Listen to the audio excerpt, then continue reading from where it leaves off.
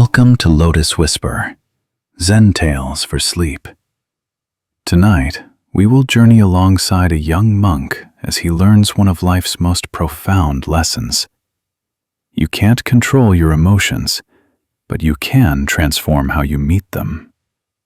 Our feelings often seem like a powerful, uncontrollable river sweeping us away in their current. We struggle, we fight, we try to build dams of logic and willpower, only to find ourselves exhausted and lost in the torrent. But what if the goal was never to stop the river? This story explores how to cease struggling against the current and instead learn to navigate it with wisdom and grace, transforming the anxiety of the flood into the stillness of a deep, calm sea. It is a tale about finding peace not by conquering our inner world, but by learning to flow with it. Please subscribe to the channel to hear more stories like this. Part 1. The Storm Within. The first light of dawn had not yet broken through the deep indigo of the night sky, but the monastery was already awake. It stirred not with noise, but with a silent, collective breath. In the zendo, the great meditation hall, the air was cool and heavy with the scent of ancient cedar wood and the faint, sweet perfume of incense that had seeped into the grain over centuries. Polished by the hands and knees of countless monks, the dark floorboards held a soft gleam, reflecting the low, warm light of a single oil lamp. It was a space designed for stillness, a vessel built to hold the vast quiet of the universe. For Kaito, a young monk whose robes still felt new and unfamiliar on his shoulders, this sacred hall had become a battlefield. He sat in the lotus position on his dark cushion, his spine straight, his hands resting in the gentle oval of the cosmic mudra in his lap.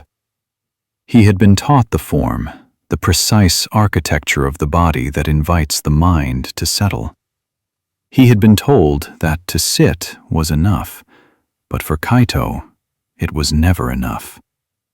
His body was a statue of tranquility, but inside, a storm was raging. He began, as he always did, by focusing on his breath. Inhale. The cool air entered his nostrils, a clean, living thing. Exhale. The warm air left his body, carrying with it the weight of the moment just past. For a few precious seconds, there was only this, the simple, rhythmic tide of air rising and falling. It was a small anchor in a vast, churning ocean, but the ocean was never far. A thought, small and sharp as a pebble, dropped into the quiet pool of his mind. Am I doing this right? The ripple spread instantly. The anchor was lost. The simple awareness of his breath was replaced by the awareness of himself trying to be aware. His focus tightened, becoming a grip. He forced the air in, counted its length, measured the pause, and pushed the air out. The natural, effortless rhythm was gone, replaced by a rigid, mechanical control. His shoulders tensed. A small knot of heat formed between his eyebrows. Then came the memories. They were uninvited, arriving like ghosts in the dim light. He saw his mother's face, her smile tinged with a sadness he had not understood when he left home. He felt the rough texture of his father's hand, a fisherman's hand, calloused and strong. He smelled the salt of the sea from his village, a scent so different from the damp earth and pine of the monastery. These were not just images, they were feelings. A wave of longing so powerful and acute washed over him, making his chest ache. It was followed by a surge of guilt. A monk should not be so attached to the past. A monk should be free. "This is wrong," he told himself. "This is not emptiness. This is not stillness." He began to fight. He imagined his mind as a fortress and these feelings as invaders.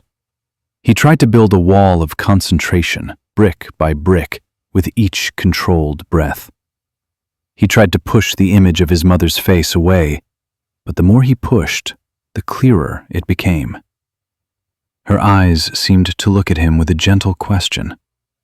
The longing in his chest tightened into a band of iron. Frustration followed, hot and bitter. He was failing. He looked at the other monks sitting in the hall, their still forms like mountains in the pre-dawn gloom.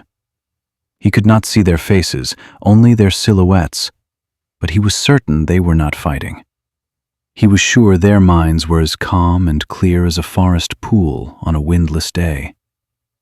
He alone was the fraud, the pretender, the boy playing at being a monk while his heart was still tangled in the world he had left behind.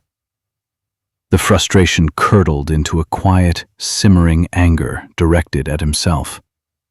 His jaw clenched, and the muscles in his back grew rigid. The small bell on the altar rang, its clear silver tone cutting through the air, signaling the end of the sitting period. The sound should have been a release, but for Kaito, it was the toll of his own failure. He rose slowly, his legs stiff, his mind a chaotic whirl of shame and exhaustion. He had spent the last hour at war and had lost every battle. He moved with the others out of the zendo and into the pale gray light of morning. The air was crisp, and a fine mist clung to the moss on the stone lanterns that lined the pathways. His first chore of the day was to sweep the courtyard garden. It was a simple task, one designed to be a form of moving meditation. The rhythmic swish of the bamboo broom, the gentle gathering of fallen leaves, the focus on a small patch of ground. It was meant to bring peace. Kaito took the broom, its wooden handle smooth and cool in his hands. He began to sweep, but his mind was not on the stones or the leaves. It was still in the zendo, replaying his failure. Each sweep of the broom was sharp, aggressive. He was not clearing leaves. He was trying to sweep away the turmoil in his mind. But for every pile of damp, brown leaves he gathered, a fresh gust of wind would skitter through the maple trees, sending a new shower down around him. He gritted his teeth. It was an impossible task. The world was conspiring to undo his work, just as his mind was. He swept faster, his movements becoming jerky and inefficient. He was fighting the leaves, fighting the wind, fighting the very nature of the garden itself. From the corner of his eye, he saw the master, Ryokan, standing on the veranda of his small hut. The old man was not watching Kaito, or at least he did not appear to be. He was simply standing, holding a cup of tea in both hands, watching the mist drift through the pines. There was a quantity of stillness about him that was so profound, it seemed to be a part of the landscape itself. He was not separate from the morning. He was the morning. His presence was as natural and unforced as the ancient stones in the garden. A fresh wave of despair washed over Kaito. He would never be like that. He would never possess that kind of peace. That stillness was a distant country for which he had no map. His own mind was a loud, crowded marketplace, full of shouting vendors and jostling crowds. Ryokan's mind, he imagined, was like this garden after a fresh fall of snow, silent and perfect and white. The day continued in this way. During the silent breakfast of rice porridge and pickled vegetables, Kaito could not taste the food. His mind was a running commentary of self-criticism.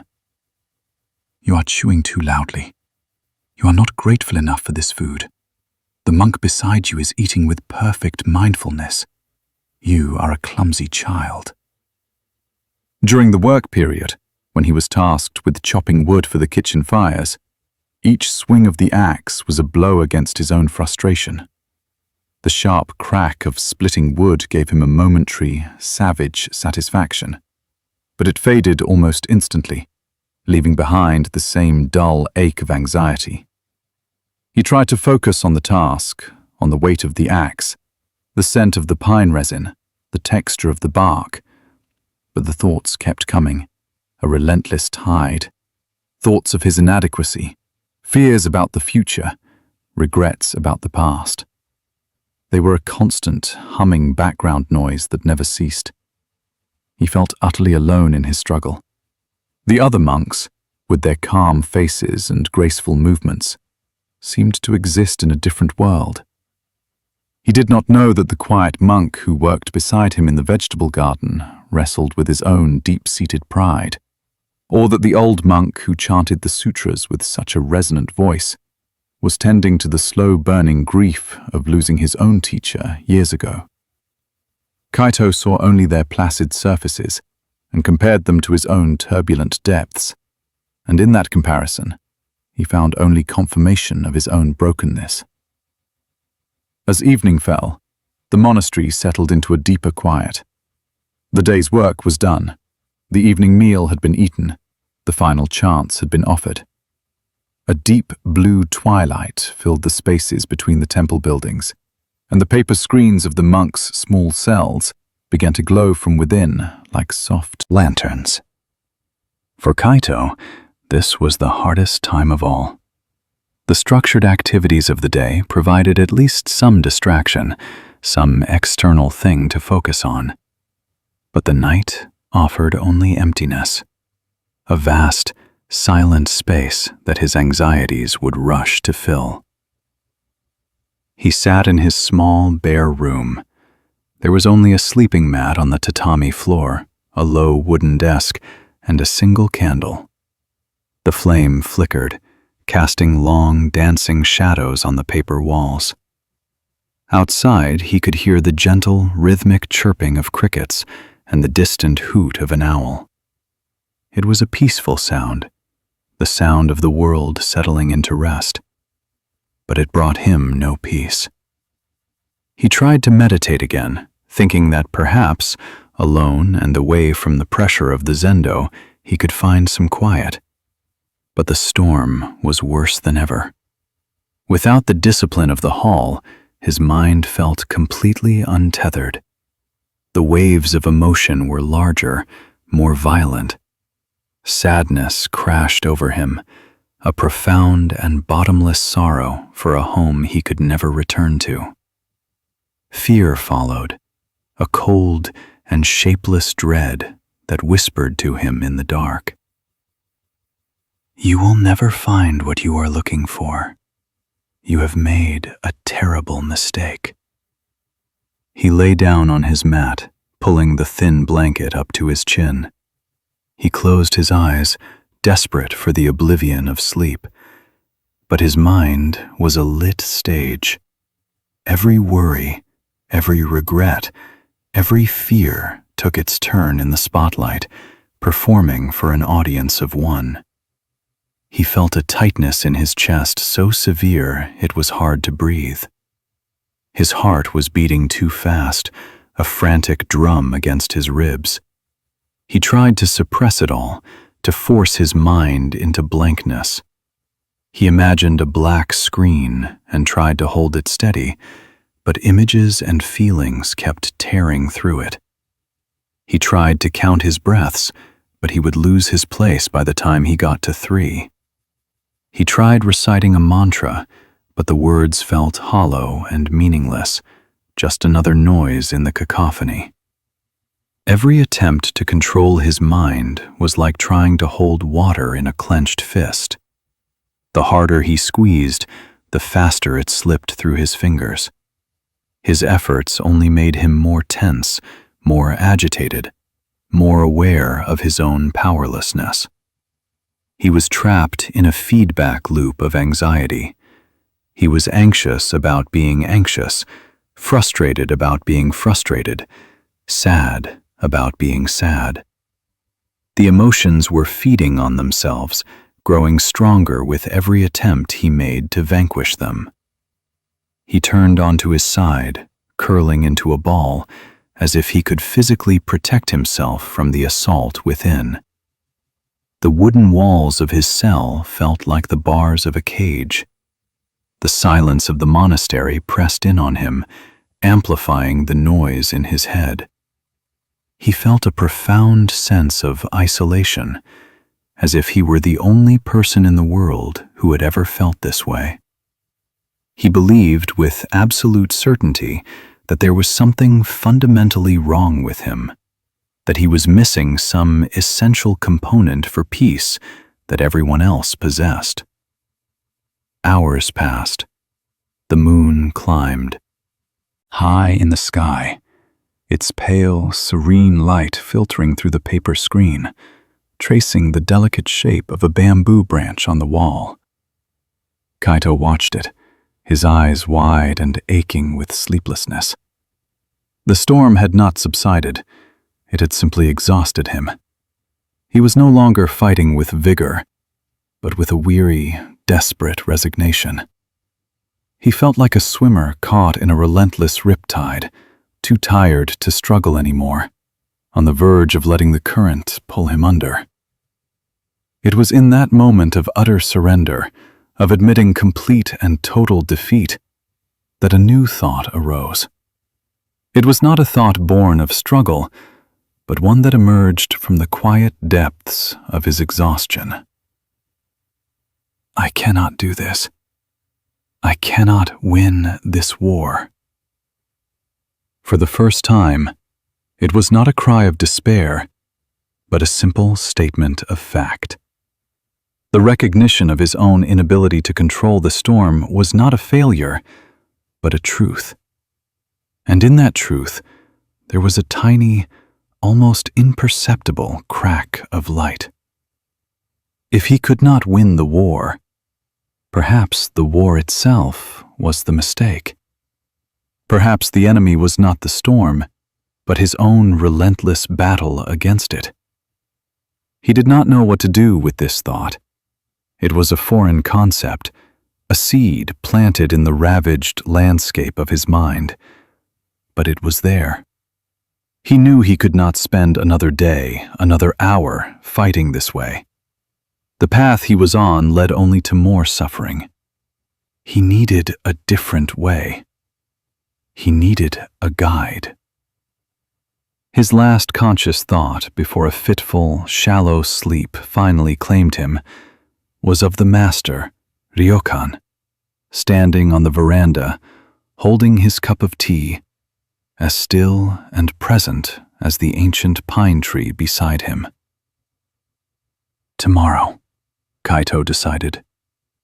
Tomorrow, I will ask for help. The decision did not bring peace, but it brought a sliver of hope. And in the deep, turbulent darkness of his heart, that was enough to hold on to until the morning. The decision, once made, did not silence the storm, but it changed the quality of the darkness. The frantic energy that had fueled his fight for hours began to ebb away, not replaced by peace, but by a profound, bone-deep weariness that was almost a comfort. It was the weariness of a soldier who lays down his sword, not in defeat, but in recognition that the war itself was an illusion. He had been trying to shout down the wind, to command the rain to cease. Now, the thought arose, gentle as a falling leaf. What if he were to simply seek shelter? What if the goal was not to stop the storm, but to find the place within that the storm could not touch? He let his body go limp on the mat. The tension that had held his muscles in a state of constant readiness for battle began to dissolve. A knot in his shoulder he hadn't even been aware of released with a dull ache.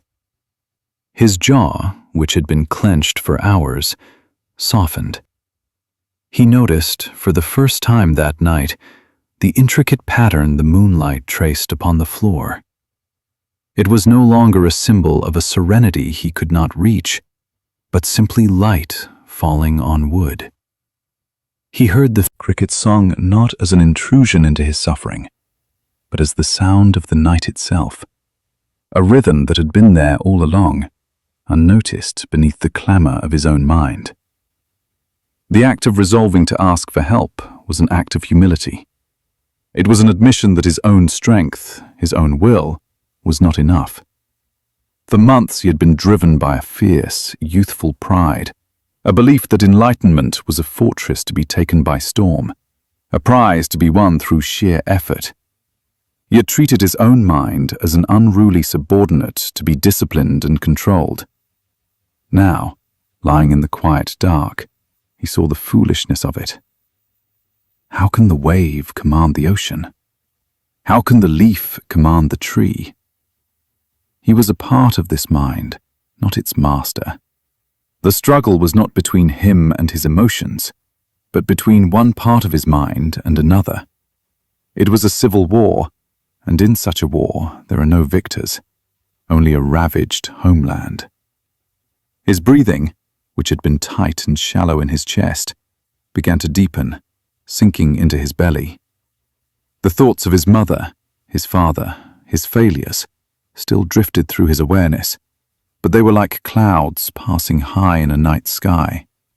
He could see them, but they were no longer raining down on him. There was space around them now. He was no longer entangled in their stories, no longer believing that their presence defined him. They were just thoughts, just feelings. They arose, they lingered for a moment, and perhaps they would also pass. The image of Ryokan returned to him. The master's stillness was not the rigid, forced stillness Kaito had been trying to achieve. It was a soft stillness, a receptive quiet. It was the stillness of a deep lake, which reflects everything that passes over it, the clouds, the birds, the moon, without being disturbed by them. It does not fight the reflections or try to hold on to them. It simply allows them to be, and in doing so, remains itself. Perhaps that was the way. Not to build walls, but to become a vast, open space. Not to silence the noise, but to listen to it with a quiet heart until it revealed its own nature. This was all too new, too fragile a thought to be a solution, but it was a direction. It was a path that led away from the battlefield, and in that space, sleep finally found an opening. It did not crash over him like a wave, but seeped in gently, like mist settling in a valley. The sharp edges of his anxiety softened, blurring into the strange, disjointed landscapes of dreams. His body, at last, found a measure of rest. The storm within had not vanished, but for now, the warrior had laid down his arms and slept, waiting for the light of a new day and the wisdom of a true master. Part 2. The Master and the Uninvited Guest. The morning bell was not a summons to battle, but a gentle invitation. When Kaito woke, the memory of his resolution was the first thing to greet him, a small, steady flame in the cold ashes of the night's turmoil. He felt a tremor of fear, the familiar tightening in his stomach at the thought of approaching the master, of laying bare his own chaotic mind. But beneath the fear was a current of necessity, a quiet, unshakable knowing that he could not continue as he had. The war had to end, and he did not have the wisdom to declare the truce himself. He rose and dressed in the gray half-light, his movements slow and deliberate. He went to the zendo for the morning sitting, taking his place on the cushion that had been his battlefield. He did not try to force the stillness today. He did not build walls or fight the invaders. Instead, he simply sat. He felt the ache in his back, the tension in his neck. He watched the thoughts of his family arise, the familiar pang of longing. He felt the flicker of frustration, the shadow of self-doubt. But this time, he did not engage. He did not push or pull. He simply noted their presence, as one might note the passing of a cloud in the sky. Ah, there is sadness. There is fear. It was a subtle shift, but it felt monumental. He was not condoning the thoughts or indulging them, but neither was he declaring war on them. He was simply allowing them to be what they were, visitors in the vast, quiet hall of his mind. The sitting was not peaceful, not in the way he had imagined peace to be. The storm was still there, the winds still blew. But he was no longer a small boat being tossed on the waves. He was the lighthouse, standing on the shore, watching the storm rage without being consumed by it. The bell rang, and for the first time, it sounded not like a judgment, but simply like a bell. After the silent breakfast, Kaito knew it was time. He bypassed his usual morning chore, his heart beating a little faster, a nervous energy thrumming in his veins. He walked along the stone path that led to Ryokan's small hut at the edge of the monastery grounds. The hut was nestled amongst a grove of tall bamboo that swayed and whispered in the morning breeze. Moss, thick and green as velvet, grew on the thatched roof, and a single, perfectly shaped pine tree stood beside the entrance, its branches looking as if they had been sculpted by the wind over centuries. The place radiated a silence that was different from the formal silence of the zendo. It was a living, breathing quiet, woven from the sounds of the rustling bamboo, the hum of an insect, the gentle drip of dew from a leaf. It was a silence that held everything. As Kaito approached, he felt his own inner noise grow louder in contrast. His anxieties felt like clanging cymbals in this symphony of stillness.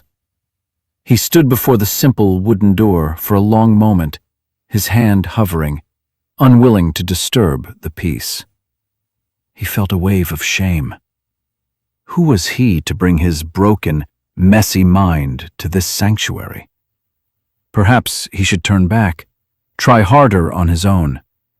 But the memory of the previous night, of that utter, soul-crushing exhaustion, gave him the final push. Took a breath and knocked softly, 3 distinct taps against the weathered wood. A moment passed. Then, a voice from within, calm and clear as a temple bell. "Come in." Kaito slid the door open and bowed deeply before stepping inside. The room was even simpler than he had imagined. The floor was covered with clean, pale tatami mats. In the center was a small, sunken hearth where a black iron kettle sat over a bed of glowing charcoal, a thin wisp of steam rising from its spout. On the far wall hung a single scroll of calligraphy, the brush strokes both powerful and graceful, depicting a single character: Mu. Nothingness. There was no clutter, no excess. Every object in the room, a chipped ceramic tea bowl, a stack of worn books, a smooth black stone used as a paperweight, seemed to be exactly where it belonged, radiating a sense of quiet purpose. Master Ryokan was sitting by the hearth, not meditating, but carefully mending a tear in the sleeve of his robe with a needle and thread. He looked up as Kaito entered, and his eyes, though ancient and webbed with fine lines at the corners, were clear and bright. There was no surprise in his gaze, only a gentle, open attentiveness. He did not ask Kaito why he was there. He simply gestured to a cushion on the other side of the hearth. "Sit," he said, his voice soft. "The water is hot. We will have some tea." Kaito knelt on the cushion, his body stiff with nervousness. He watched as Ryokan put down his sewing, his movements unhurried and precise. The master took a small wooden scoop, measured out a portion of dark green tea leaves, and placed them in a small earthenware pot. He lifted the iron kettle and poured the hot water over the leaves. The air filled with a clean, grassy fragrance. The only sounds were the soft hiss of the water and the whisper of the wind in the bamboo outside. They sat in silence for several minutes as the tea steeped. It was not an awkward silence. It was a full silence, a space for settling. Kaito felt the frantic energy within him begin to quiet, soothed by the master's calm presence and the simple ritual of preparing tea.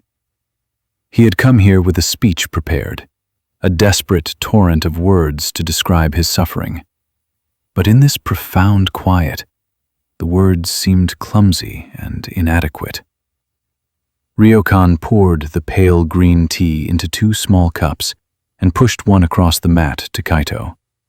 He held his own cup in both hands, feeling its warmth.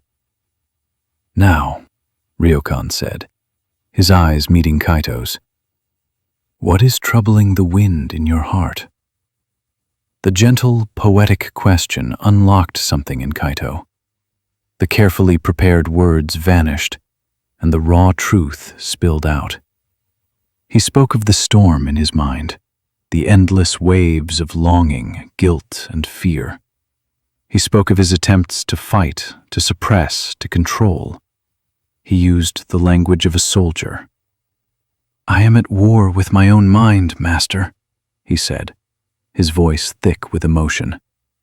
"Every time I sit, I try to defeat these feelings. I try to build a wall of concentration to keep them out, but they are too strong. They break through every defense. I feel like I am failing. I see the other monks, and they seem so peaceful. I alone am in this constant battle, and I am losing. I don't know how to win." He finished, his head bowed, ashamed of his own weakness, his own vulnerability. He expected a lecture, a reprimand for his lack of discipline, or perhaps a complex philosophical discourse he would not understand. Ryokan took a slow sip of his tea, his gaze never leaving Kaito's face. He listened not just with his ears, but with his whole being. When Kaito fell silent, the master did not speak immediately. He placed his cup down with a soft click. "You wish to win the war," Ryokan said finally, his voice gentle. "But you have chosen an impossible enemy. How can the right hand defeat the left? They are both part of the same body. Your mind is not your enemy, Kaito. Your struggle is the source of your suffering, not the feelings themselves." He paused, letting the words settle in the space between them. "Let me ask you something.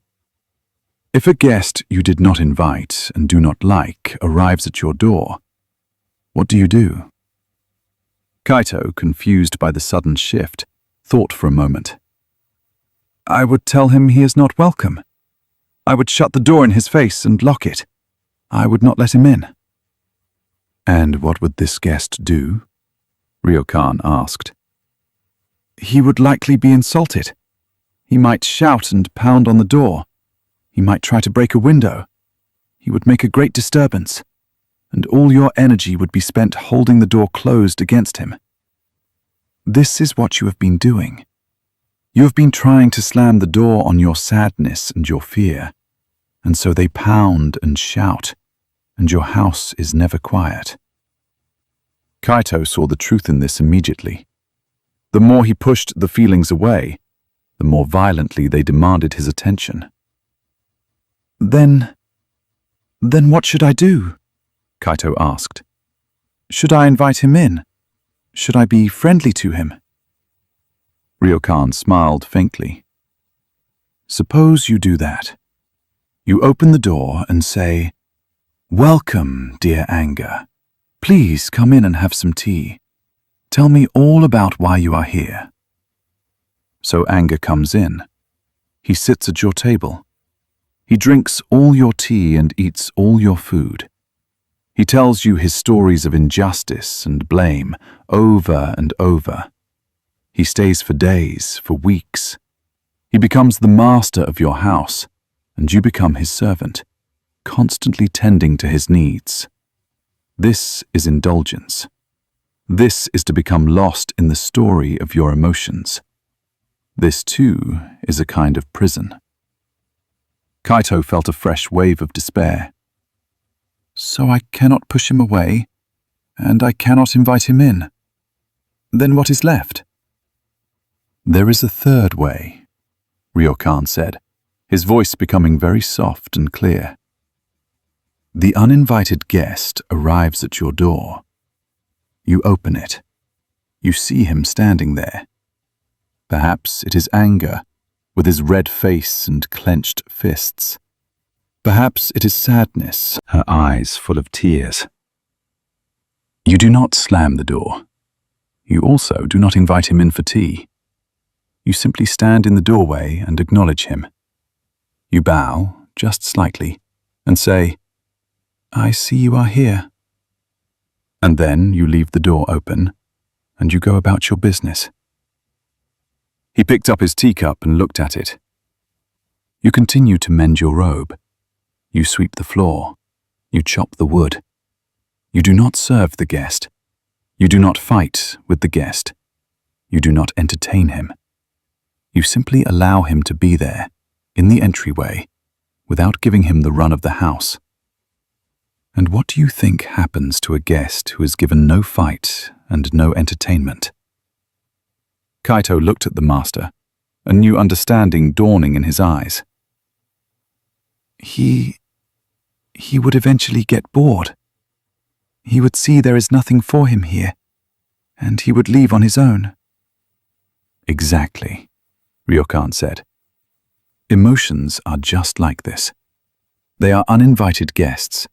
They arrive, often with great noise and drama. Your task is not to control their arrival or departure. Your task is simply to change how you greet them at the door. Do not fight them.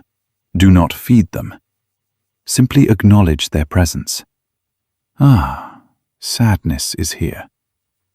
And then, you bring your attention back to your breath, back to the feeling of the broom in your hands, back to the warmth of your teacup.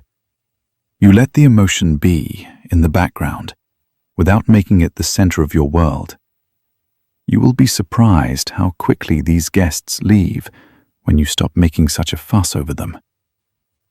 Kaito sat in stunned silence, the simple parable illuminating the darkness of his mind with a sudden, brilliant clarity. All his effort, all his struggle, had been based on a false premise. He had been trying to become the master of the guests, when his only job was to be the master of the house. The feelings themselves were not the problem. His relationship to them was. He looked down at his own cup of tea, which he had not yet touched. He picked it up, feeling its warmth seep into his cold hands. He brought it to his lips and took a sip. The taste was clean, slightly bitter, and wonderfully present. In that moment, there was only the taste of the tea. The storm in his mind had not vanished, but its winds had quieted. The uninvited guests were still there, perhaps, lingering in the entryway, but he was no longer wrestling with them at the door. He was sitting with his teacher, drinking a cup of tea. He looked up at Ryokan, his eyes filled with a gratitude so profound it left him speechless. He bowed his head, a gesture of deep respect and understanding. Ryokan simply nodded, a quiet acknowledgement passing between them. The first lesson was complete.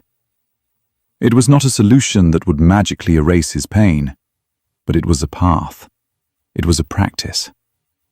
Kaito left the hut not with a feeling of victory, but with a sense of profound relief. He did not have to win the war. He only had to stop fighting it. As Kaito walked back along the stone path, the world seemed subtly different. The light filtering through the bamboo leaves seemed sharper, the green of the moss more vibrant. It was the same path he had walked in a state of agitation only an hour before, but he was seeing it with new eyes. The change was not in the world, but in his perception of it. The constant, grinding internal monologue of judgment and resistance had softened, and in its place, a quiet space of observation was beginning to open. He arrived at the courtyard garden, where another young monk had already begun sweeping. He picked up his own bamboo broom, the familiar weight of it in his hands. A gust of wind rustled the maple trees, and a shower of leaves, red and gold with the turning season, scattered across the neatly raked gravel. Before, this would have triggered a spike of frustration, a feeling of his efforts being undone. Now, he watched the leaves fall, and the thought that arose was not one of anger, but of simple observation. The wind is blowing. The leaves are falling. It was the nature of the garden. He began to sweep, his movements slower now, more mindful. He focused on the crisp, scratching sound of the bamboo bristles against the gravel. He noticed the unique shape and color of each leaf as he guided it into a pile. A familiar pang of loneliness arose in his chest, an echo of the morning's meditation. It was an uninvited guest arriving at his door. He felt the old impulse to push it away, to clench his mind against it. But Ryokan's words echoed in his memory. Just acknowledge it. I see you are here. So he did. He did not stop sweeping. He did not dive into the story of his loneliness, recalling memories of his family or projecting fears into the future. He simply noted its presence internally. Loneliness is here. He felt the physical sensation of it, a hollow ache in his solar plexus. He allowed it to be there, in the entryway of his awareness, while he continued to sweep the leaves. He brought his attention, gently but firmly, back to the sound of the broom, the feeling of the wooden handle, the sight of the swirling leaves.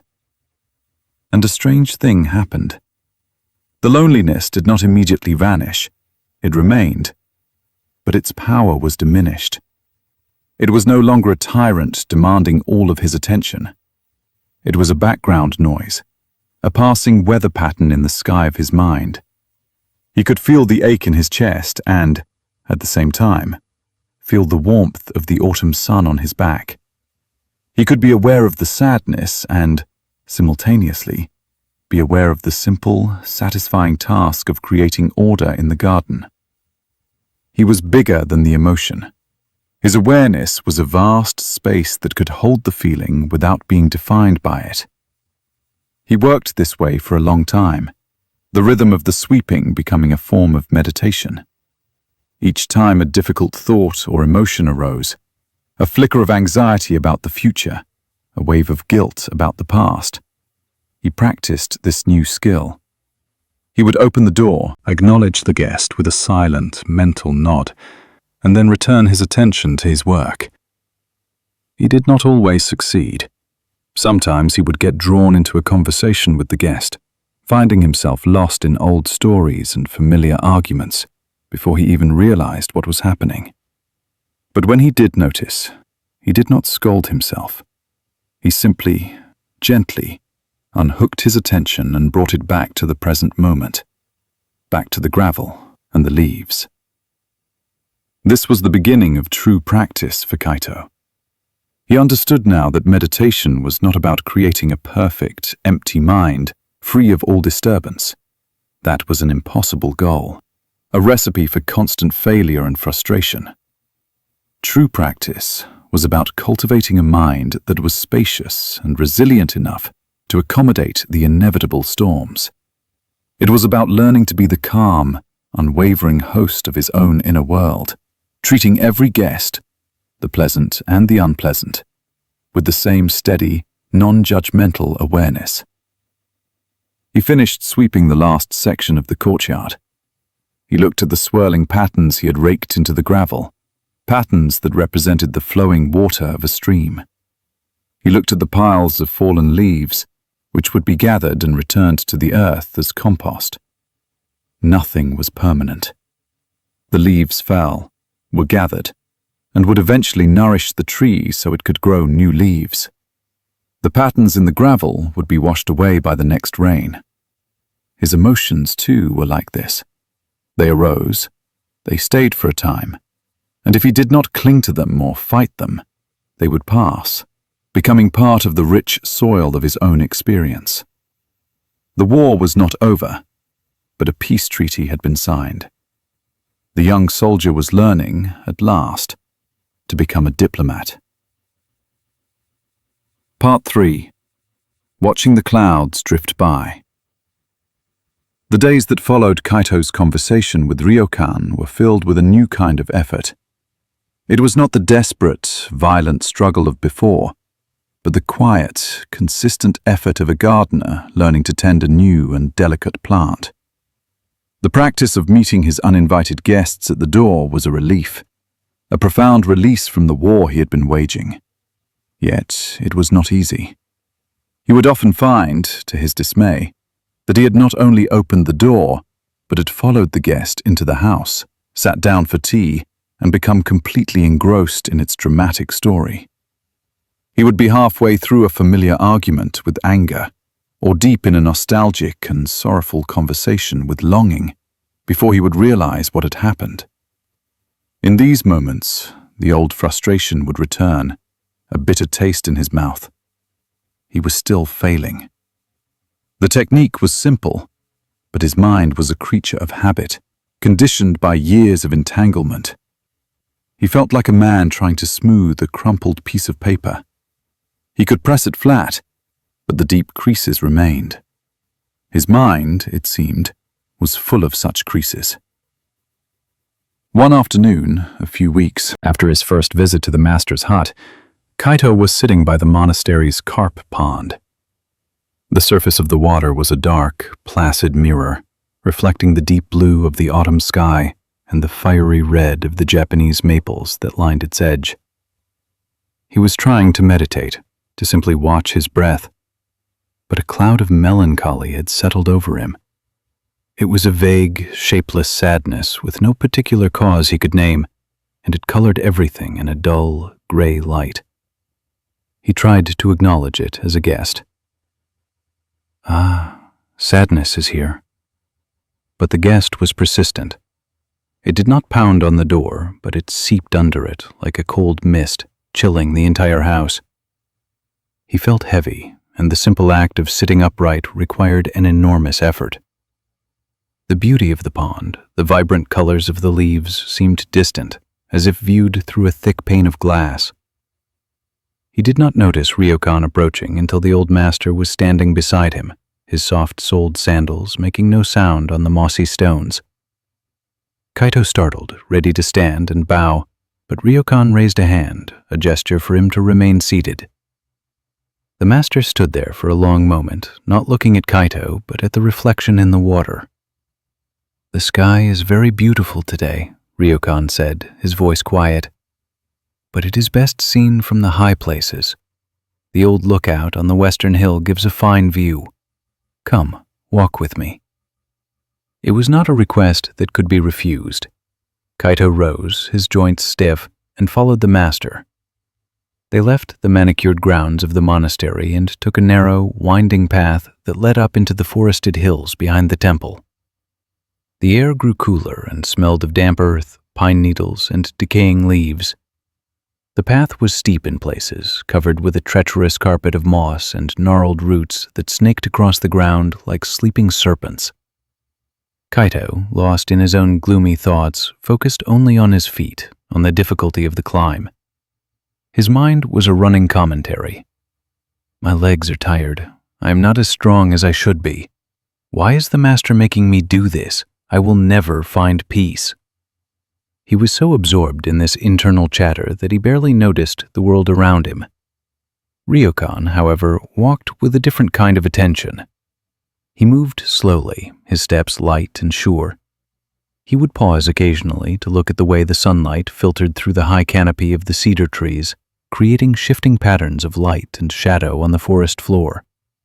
He would stop to listen to the scolding call of a jay or to observe a line of ants marching purposefully across the path. He was not climbing a hill to get to the top. He was inhabiting every moment of the journey. His presence was a silent lesson, though Kaito was too preoccupied to receive it. After what felt like a long time, the dense forest began to thin. The path opened onto a small, grassy clearing at the very top of the hill. A few weathered granite rocks were scattered about, smooth and warm from the afternoon sun. From here, the view was breathtaking. The entire valley spread out below them. They could see the monastery, its tiled roofs and white walls nestled in the trees, looking like a small, perfect toy. Beyond it, a patchwork of rice paddies, now golden and ready for harvest, stretched towards a winding silver river. In the far distance, a range of blue mountains faded into the haze of the horizon. But most of all, there was the sky. Up here, it was everything. It was a vast, boundless dome of the deepest, clearest blue, stretching from one end of the world to the other. It was so immense, so empty, so utterly silent, that it seemed to pull the noise right out of Kaito's mind. He stood, breathless, feeling his own smallness, his own insignificance in the face of such immensity. Ryokan gestured to one of the flat, sun-warmed rocks. "Let us sit for a while." They sat in silence for a long time, simply looking. Kaito's melancholy had not vanished, but it felt different here. It was a small thing now, a tiny grey stone in his pocket, insignificant against the backdrop of this enormous sky. The silence was not empty. It was filled with the gentle sigh of the wind moving through the tall grasses and the distant, almost inaudible cry of a hawk circling high above. After a time, a single cloud appeared, drifting slowly from behind the distant mountains. It was white and fluffy, its edges soft and luminous in the sunlight. It moved with a serene, unhurried grace across the vast blue canvas. Ryokan pointed a thin finger towards it. "Look, Kaito, a cloud." They watched it together. The cloud was in constant, subtle motion. It stretched and thinned, its shape changing from a dragon to a fish to a wisp of smoke. It was a beautiful, transient thing, a momentary form in the great emptiness. "Tell me," Ryokan said, his voice as calm as the sky itself. "Is the cloud the sky?" Kaito thought for a moment. "No, Master. The sky contains the cloud. The cloud is in the sky." "That is right," Ryokan said. "And when the cloud has passed, as it soon will, what will happen to the sky? Will the sky be changed? Will it be scarred or stained by the cloud's passing?" "No, Master," Kaito answered. "The sky will remain as it was, blue and vast." "And does the sky cling to the cloud?" Ryokan continued. "Does it say, 'Oh, what a beautiful cloud, I must hold on to it forever'? Or if a dark storm cloud were to appear, would the sky try to push it away, saying, 'I do not want you here, you are ugly and you bring rain'?" "No," Kaito said, a flicker of understanding beginning to dawn. "The sky does neither. It simply allows the cloud to be, to pass through it." Ryokan turned his gaze from the sky to Kaito's face. His eyes were kind. "Your mind, Kaito, your true, essential nature, is the sky. It is vast, open, clear, and always, always at peace. It was here before the first thought, and it will be here after the last. It is untouched by anything that happens within it. He gestured again to the lone cloud, which was now beginning to dissipate, becoming thin and transparent. Your thoughts, your feelings, your sadness, your anger, your joy, your memories, they are the clouds. They arise, they take a certain shape for a time, and they pass away. They are not you. They are simply weather patterns moving through the vast sky of your awareness. The master's words landed in Kaito's mind with the force of a revelation. He saw, in a flash of insight, the fundamental error he had been making. The source of your suffering, Ryokan explained gently, is that you believe you are the cloud. When a dark cloud of anger appears, you shrink your whole world down to the size of that cloud. You say, I am angry. You become the storm. You forget the vast, peaceful blue sky that is your true home, the sky that is holding the storm. When a grey cloud of melancholy drifts in, as it did today, you believe that your entire being has become grey and sad. You forget that you are the sky, and the cloud is just a temporary visitor. Kaito closed his eyes. He could still feel the residue of his sadness, the familiar heaviness in his chest. But now he imagined it differently. It was not him.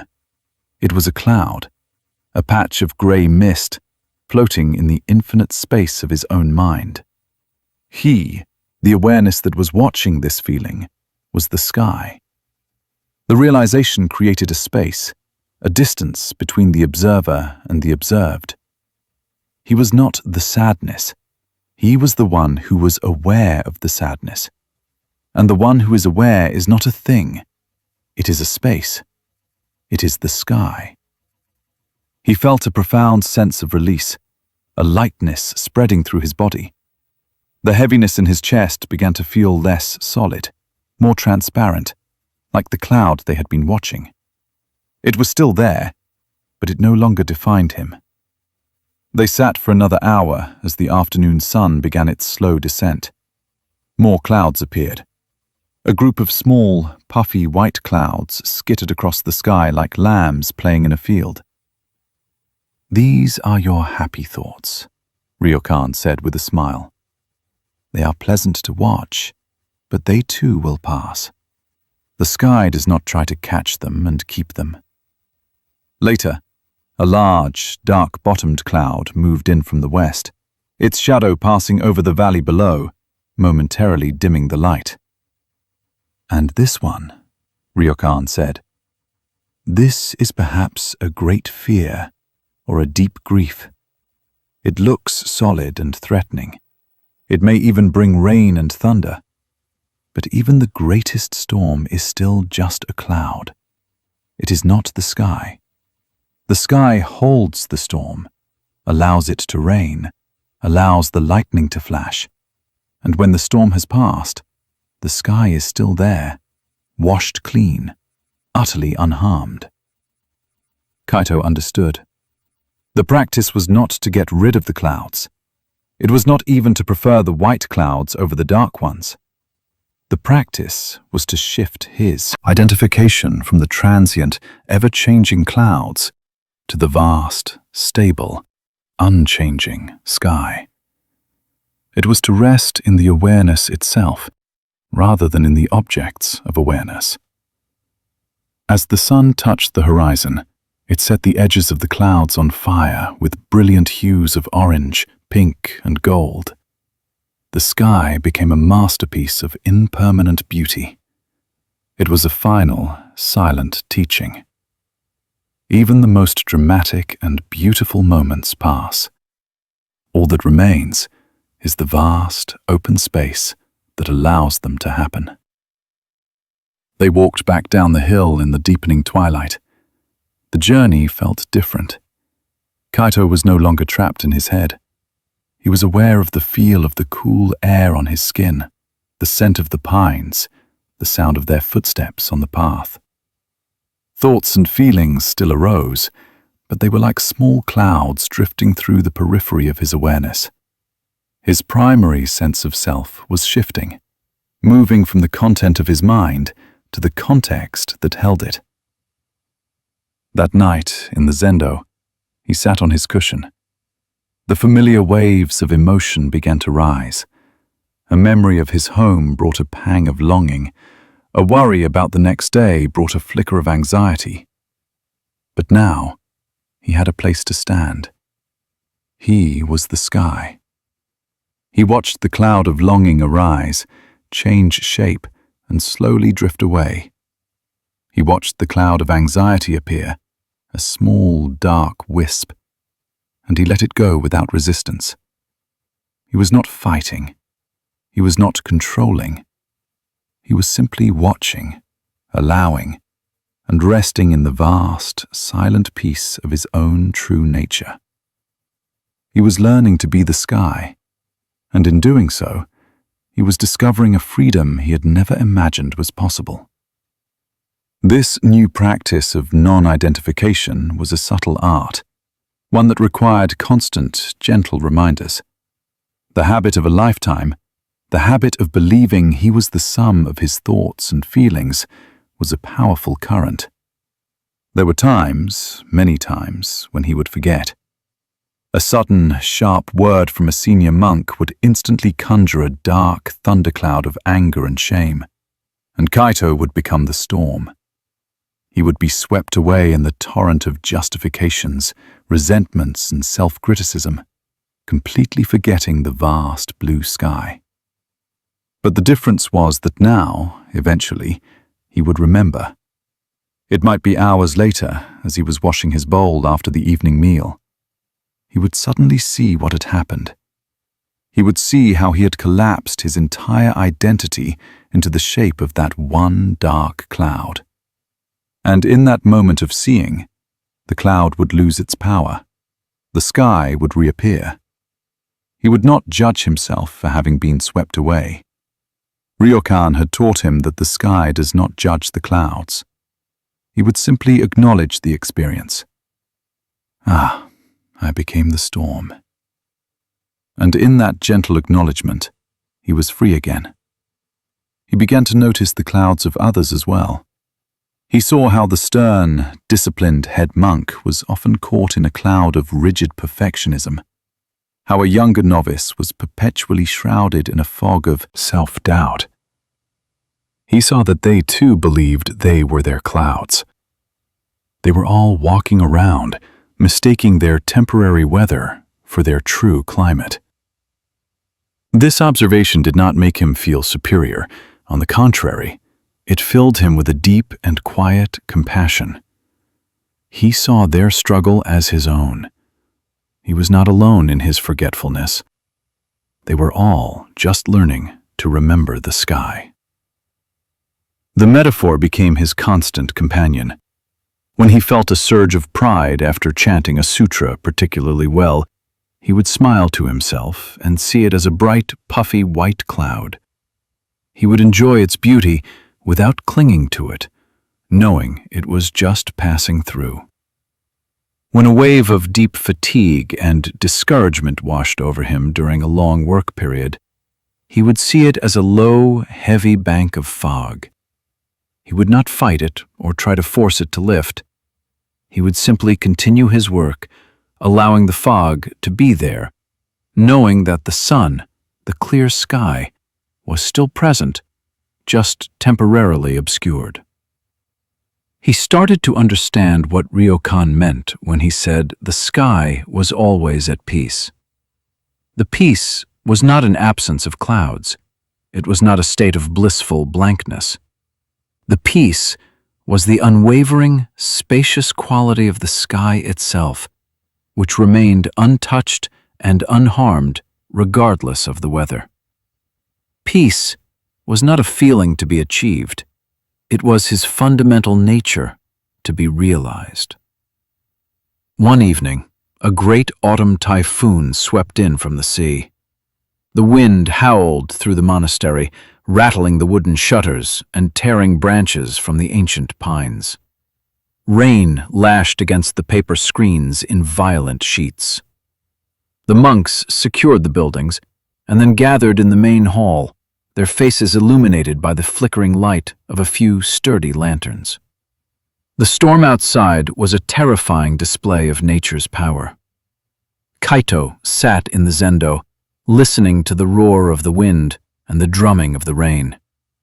In the past, such a storm would have amplified his own inner turmoil, making him feel anxious and unsafe. Tonight, he felt a profound stillness. He watched the fear arise in his mind, a small, dark, skittering cloud. He acknowledged it, allowed it to be there, but he did not become it. He was the sky, holding this great, violent storm. The storm was happening, but it was not happening to him. He was the silent, unshakable space in which the storm was unfolding. He looked at Ryokan, who was sitting in his usual place, his eyes closed, a faint, serene smile on his lips. The master was not just enduring the storm. He was not bracing himself against it. He seemed to be listening to it, to be one with its wild, chaotic energy, yet completely at peace. He was the sky, and the typhoon was just a particularly dramatic cloud. In that moment, Kaito understood the depth of the teaching. It was not just a clever metaphor. It was a direct description of reality. His true self was not the small, fragile, ever-changing personality named Kaito. His true self was the boundless, silent awareness that witnessed the unfolding of his life, just as the sky witnessed the unfolding of the weather. This awareness was his refuge, his true home, and it was always available, in every moment, just waiting to be remembered. The wind howled, but in the heart of the young monk there was a great and silent peace. Part 4. The Sound of the Stream. Kaito's newfound practice of being the sky was a profound anchor. The ability to witness his emotions as passing clouds brought a spaciousness to his mind that he had never known. Yet a subtle and persistent disturbance remained. It was not a storm cloud, dark and dramatic, but a constant, high, thin haze that veiled the clarity of the blue sky. This haze was his own thinking mind. His intellect, once his greatest pride, had become his most cunning adversary. Having been given a powerful teaching, his mind immediately set to work upon it. It wanted to understand it, to master it, to turn it into a system. He would sit in meditation and, instead of simply being the sky, he would find himself thinking about being the sky. A commentary would begin. Am I doing it right? Is this what Ryokan meant? Ah, there is a thought cloud. I am observing it. I am being the sky. I am a good student. The very act of observing became another object of thought, another layer of mental activity. The simplicity of the teaching was being smothered by the complexity of his analysis. He found himself trying to categorize his clouds. He would label his thoughts with meticulous precision. This is a memory cloud, tinged with longing. This is a future anxiety cloud, small but dense. This is a pride cloud, very bright and puffy. He was no longer at war with his feelings, but he was now trying to become the chief meteorologist of his own mind, endlessly charting and predicting the weather. The result was a new kind of exhaustion, a subtle but pervasive mental fatigue. The quiet he sought was still elusive, always just beyond the reach of his grasping, conceptual mind. He knew he needed the master's guidance once more. He found Ryokan not in his hut, but standing on the small wooden bridge that arched over the narrow stream flowing behind the monastery. This stream was the source of the temple's water. It tumbled down from the high hills, its water clear and cold, chattering over a bed of smooth, gray stones.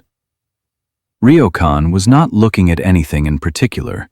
He was simply standing, listening, his posture one of complete absorption. Kaito approached quietly and bowed. Ryokan turned his head slowly, his eyes clear and calm. He seemed to know, without a word being spoken, the nature of Kaito's new struggle. "Your mind is a busy place, Kaito," the master said, his voice almost blending with the sound of the water. "You have learned not to fight the guests, but now you insist on interviewing each one, writing down their biography, and filing it away in a great library of the self." Kaito felt a flush of shame at the accuracy of the description. "Yes, Master. I cannot seem to stop thinking.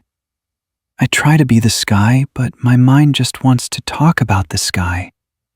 It wants to explain everything. How do I quiet this voice? How do I stop the thinking?" Ryokan smiled, a gentle, knowing smile. "You cannot stop a river by building a dam with your bare hands. The water will always find a way through.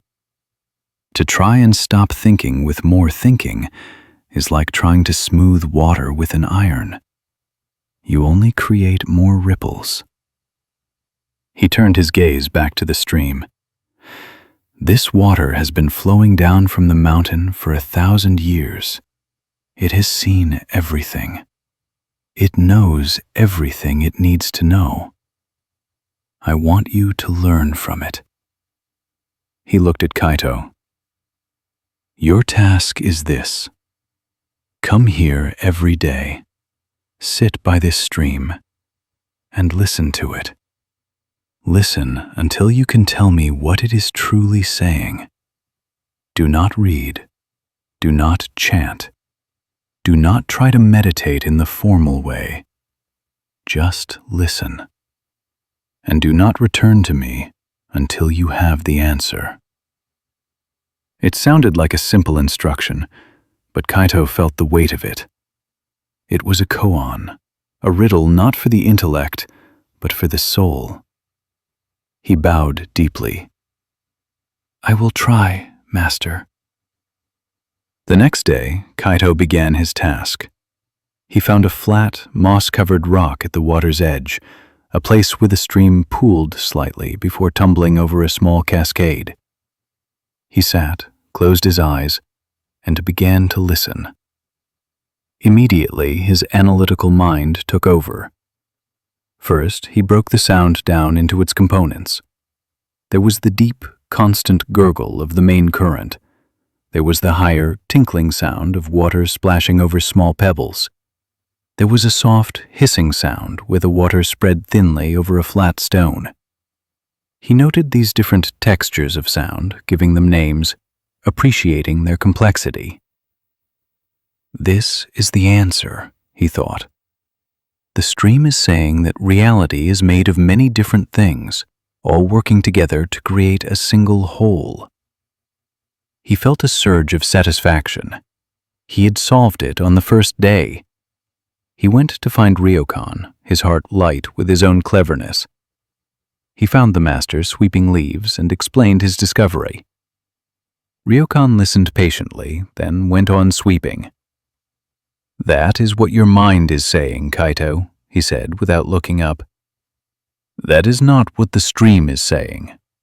Go back and listen." Humbled and confused, Kaito returned to the stream the next day. He sat on his rock and tried again.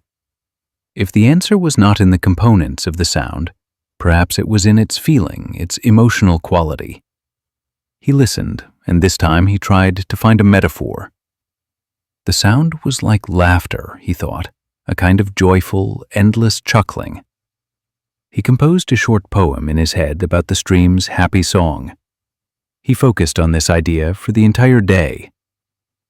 The stream is saying that the secret to life is joy and constant movement. He returned to Ryokan that evening.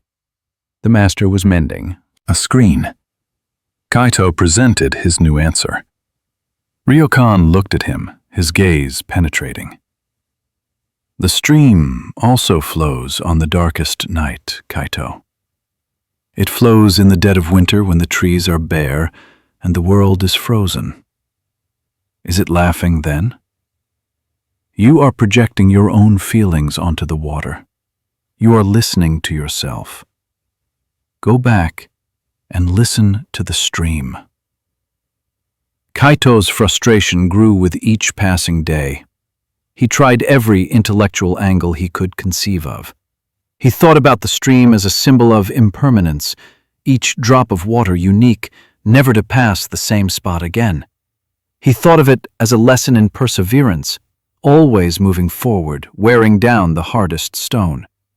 He thought of it as a teaching on yielding, how the softest thing in the world overcomes the hardest. He filled page after page in his journal with these profound philosophical insights. Each time, he would return to Ryokan, and each time, the master would gently shake his head. That is a fine thought. It is a good idea, but it is not the sound of the stream. Weeks passed. The vibrant autumn colors faded, and the leaves fell, leaving the stark, black branches of the trees etched against a pale gray sky. A cold wind blew down from the hills. Kaito's robes were no longer enough to keep him warm as he sat on his cold stone by the water. His frustration had curdled into a quiet despair. He had failed. His mind, which he had always relied upon, was useless. It was a machine designed to produce thoughts and ideas, and all thoughts and ideas were the wrong answer. One afternoon, defeated and cold, he gave up. He slumped against the rock, no longer trying to solve the puzzle. He had no more theories, no more poems, no more philosophies. His mind, for the first time, was truly empty of effort. He was just a cold, tired young man sitting by a stream. And in that state of complete surrender, he began to hear. He was not listening for anything. He was not trying to understand or interpret. He was simply present, and the sound of the stream flowed into him. It was not a collection of different noises. It was one sound, one continuous, seamless, living reality. It was not joyful or sad. It was not a metaphor for anything. It simply was. The boundary between himself and the sound began to dissolve. Before, there had been Kaito, the listener, and the stream, which was being listened to. There was a separation. Now, there was only listening. The sound of the water was not something happening outside of him. It was happening within him. The constant, flowing, gurgling presence of the stream was indistinguishable from his own awareness. His mind, finally quiet, had become a vessel for the sound. It filled him completely. He did not know how long he sat there. Time itself seemed to dissolve into the flowing water. There was no past, no future, only the eternal, present moment sound. It was not saying anything in words, but it was communicating everything. It was a direct transmission of pure being. It was the universe speaking in its native tongue, a language before and beyond all thought. He realized that all his previous attempts had been a form of noise. His thoughts, his ideas, his beautiful poems, they were all a kind of static, an interference that had prevented him from hearing the simple, profound truth of the water. The stream was not a puzzle to be solved by the intellect. It was a reality to be entered into with the whole of one's being. A deep, quiet peace settled over him, a peace far more profound than the spaciousness of being the sky. This was not a mental concept. It was a felt, embodied reality. The chattering narrator in his head had fallen silent, not because he had forced it to, but because it had been absorbed into the greater sound of the stream. As twilight began to fall, he knew he had the answer. He rose from his rock, his body stiff with cold, but his mind clear and luminous. He walked back to the monastery.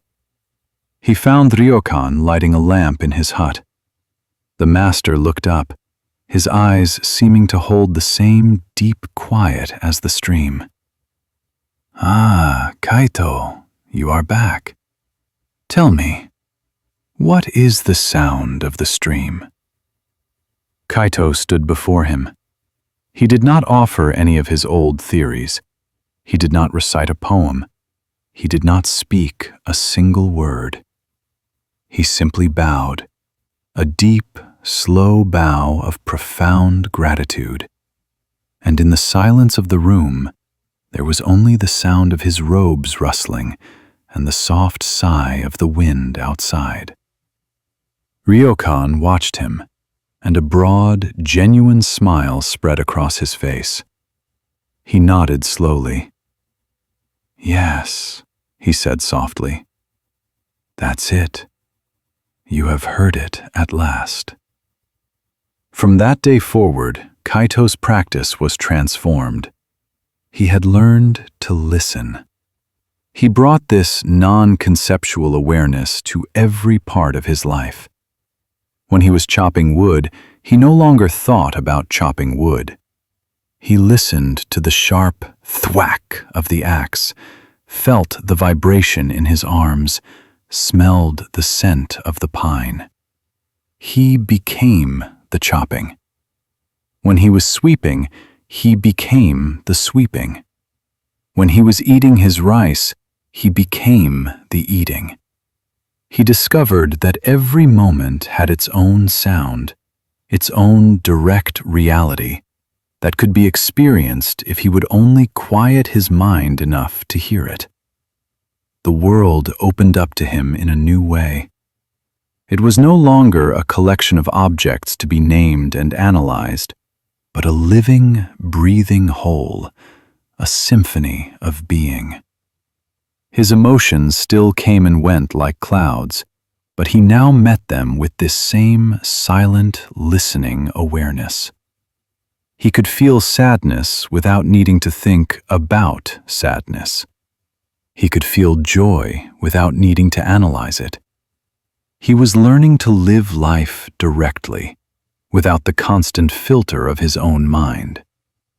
The stillness he had been seeking was not an absence of sound, but the deep, attentive silence that could hear the truth in all things. This practice of deep listening began to untie the knots of his anxiety in a way that mere observation could not. The practice of being the sky had created a space between him and his emotions, but the practice of listening to the stream dissolved the space altogether, not by collapsing back into the emotion, but by realizing that both the emotion and the awareness of it were part of the same seamless, flowing reality. He began to understand the limitations of language and concepts. Words were like stones placed in the stream. They could point to the water, they could even alter its course slightly, but they could never capture the living, flowing essence of the water itself. His mind had been so full of stones, words like sadness, failure, enlightenment, that the stream of reality could barely flow. Now, he was learning to remove the stones one by one, and to simply allow the river of direct experience to move through him.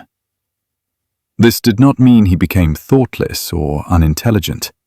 In fact, his mind became sharper, clearer, and more intuitive. When a problem arose during the daily work, a tool breaking, a task needing a new approach, the solution would often appear in his mind not as a long chain of logical deductions, but as a single, clear insight, much like a smooth stone revealed on the bed of the stream as the water momentarily clears. Freed from the constant burden of self-commentary and analysis, his mind could function with a natural, effortless grace. He applied this listening to his interactions with the other monks. Before, when speaking with someone, a large part of his attention would be on himself. What should I say next? Do they think I'm wise? Did I just say something foolish? Now, he learned to truly listen. He would sit with a brother monk and offer the same quality of silent, receptive attention that he offered to the stream. He listened not just to their words, but to the silence between the words, to the emotion in their voice, to the posture of their body. He discovered that when people feel truly heard, without judgment or interruption, they often find their own answers. He was becoming a vessel for their experience, just as he had become a vessel for the sound of the stream. His relationships deepened, moving from the superficiality of ideas to the quiet truth of shared presence. One day, a traveling scholar visited the monastery. He was a man of great learning, his mind a vast storehouse of sutras, commentaries, and philosophical arguments. He sought out Ryokan, eager to engage in a debate about the nature of emptiness. Kaito was present, serving tea. The scholar spoke for nearly an hour, quoting ancient texts, weaving intricate logical proofs, his voice filled with the confidence of his own intellect. He spoke of emptiness as a concept, a philosophical position to be defended. Ryokan listened with the same patient stillness he had shown Kaito. He did not interrupt. He did not argue. He simply listened. When the scholar finally finished, breathless and triumphant, he looked at Ryokan, expecting a counter-argument. Ryokan smiled gently. He picked up the small, empty teacup and held it out to the scholar. "This cup is empty," he said, "but it is useful because of its emptiness. It can hold tea, it can hold water, it can hold sake. If it were already full of itself, it would be useless." He then looked at the scholar. "Your mind is very full. It is a beautiful mind, full of precious jewels of knowledge, but it has no room left to receive anything new. Emptiness is not an idea to be discussed. It is a space to be inhabited." The scholar was speechless. In that moment, Kaito saw the difference between knowing about the path and walking the path. The scholar had a perfect map, but Ryokan was living in the territory. Kaito's own mind, once so full of its own cleverness, was becoming more like that empty cup. The practice of listening was the practice of emptying. Each moment he spent absorbed in the sound of the wind, the cry of a bird, or the silence of the zendo, he was emptying himself of the clutter of his own thoughts. And in that emptiness, a quiet, simple joy began to arise. It was not the loud, boisterous joy of the laughing stream his mind had once imagined. It was a deep, pervasive sense of well-being, a feeling of being perfectly at home in his own skin, in his own life. He no longer needed to label his experience as good or bad. It was simply his experience. The cold wind on a winter morning was not bad. It was just the crisp, bracing reality of the wind. The ache in his legs after a long period of sitting was not unpleasant. It was just the sensation of his body. By dropping the labels, he dropped the resistance. And without resistance, there was no suffering. There was only the direct, unmediated flow of life itself, moving through him as the stream moved through its rocky bed. He had wanted to find stillness by stopping the noise, but he had found it by becoming the listening. Part 5. Tending the Garden of the Mind. The profound quiet Kaito had discovered by the stream was not a static state, but a living, flowing presence. He carried it with him from the water's edge into the daily life of the monastery. Yet Ryokan, in his subtle wisdom, knew that an insight, no matter how deep, must be embodied. It must be worked into the muscles and bones, integrated into the fabric of ordinary life, or it risks remaining a beautiful but fragile memory. The mind had been quieted, but now the body had to learn the same lesson. One morning, after the early meal, Ryokan approached Kaito. He did not speak of koans or the sky. He simply said, "The old kitchen garden behind the north wall has been neglected. The last monk who tended it grew old and his back failed him. It is yours now. See what you can make of it." Kaito bowed in acceptance. A part of him, the old, ambitious part, felt a flicker of disappointment. A garden? After touching such deep truths, he was being assigned the simple, muddy work of a farmer. It felt like a demotion from the high, clear air of philosophical inquiry. But the listening part of him, the part that had learned from the stream, simply accepted. It was what was being offered. He would meet it without judgment. He found the garden in a small walled enclosure that received the full morning sun. It was, as Ryokan had said, in a state of profound neglect. It was not the elegant, symbolic landscape of the main Zen garden, with its raked gravel and sculpted pines. This was a working garden, or at least it had been once. Now it was a chaotic tangle of life. Thick, thorny weeds grew in dense thickets. Creeping vines with surprising strength had wrapped themselves around the stalks of a few ghostly, withered bean plants from the previous season. The soil was visible only in patches, and it looked hard, pale, and compacted. Here and there, a few resilient herbs, a tough-looking mint plant that had spread with wild abandon, a woody sprig of rosemary, were fighting for their lives amidst the chaos. His first instinct was to attack. He saw the garden as an adversary, a mess to be conquered and brought to order. He fetched a heavy hoe and a sharp sickle and began his assault. He hacked at the thickest weeds, his movements fueled by a surge of aggressive energy. He ripped the vines from the old trellises, tearing them away with a satisfying, violent sound. For the first few hours, he worked in a frenzy, sweat stinging his eyes, his back beginning to ache. He was imposing his will upon the chaos, driven by a vision of a clean, perfect, orderly plot of land. By midday, he stopped, leaning on his hoe, breathing heavily. He had cleared a small section, but the work had been brutal. His hands were raw, and his arms trembled with fatigue. And when he looked at what he had done, he saw that in his haste, he had damaged the very things he meant to save. The sharp edge of his hoe had sliced through the roots of the rosemary bush. In ripping out a large, thorny weed, he had uprooted a patch of delicate chives that had been hiding beneath it. His aggressive, forceful approach had created as much harm as good. The garden, far from being conquered, seemed to mock his efforts, and he could already see, in the soil he had cleared, the tiny green heads of new weeds just beginning to emerge. It was an endless, frustrating battle. The next morning, as he was preparing for another assault, Ryokan appeared at the garden gate, carrying 2 small wooden stools. He said nothing, simply set one down for himself and gestured for Kaito to take the other. They sat for a long time in silence, simply observing the garden. Finally, Ryokan pointed to a particularly large and stubborn-looking thistle that Kaito had been fighting with the day before.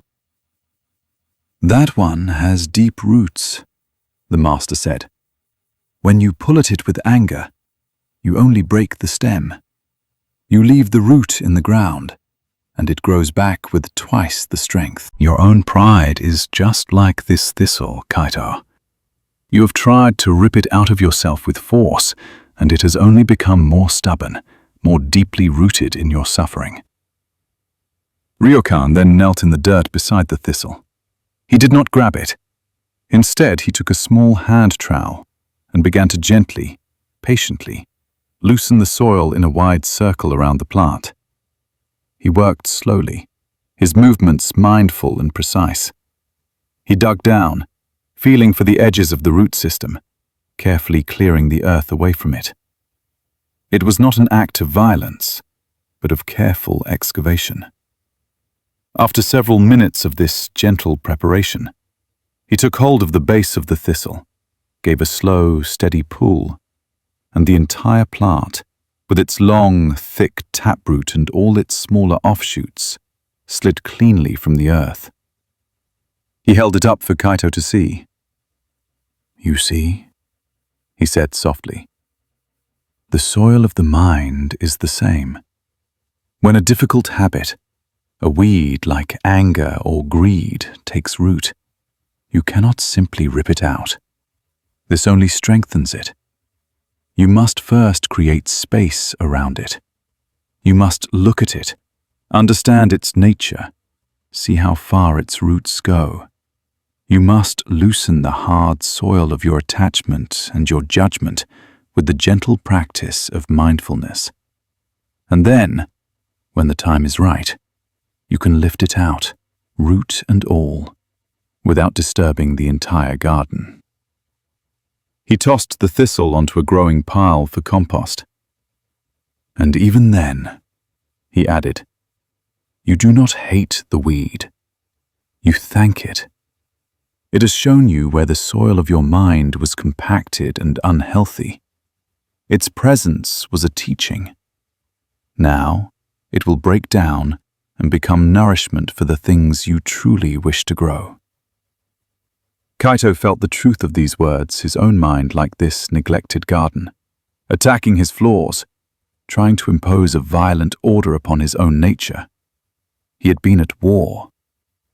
Ryokan was showing him the way of the gardener, a way of patient, compassionate cultivation. From that day on, Kaito's work in the garden was transformed. It became his primary meditation, a slow, unfolding lesson in patience, impermanence, and gentle care.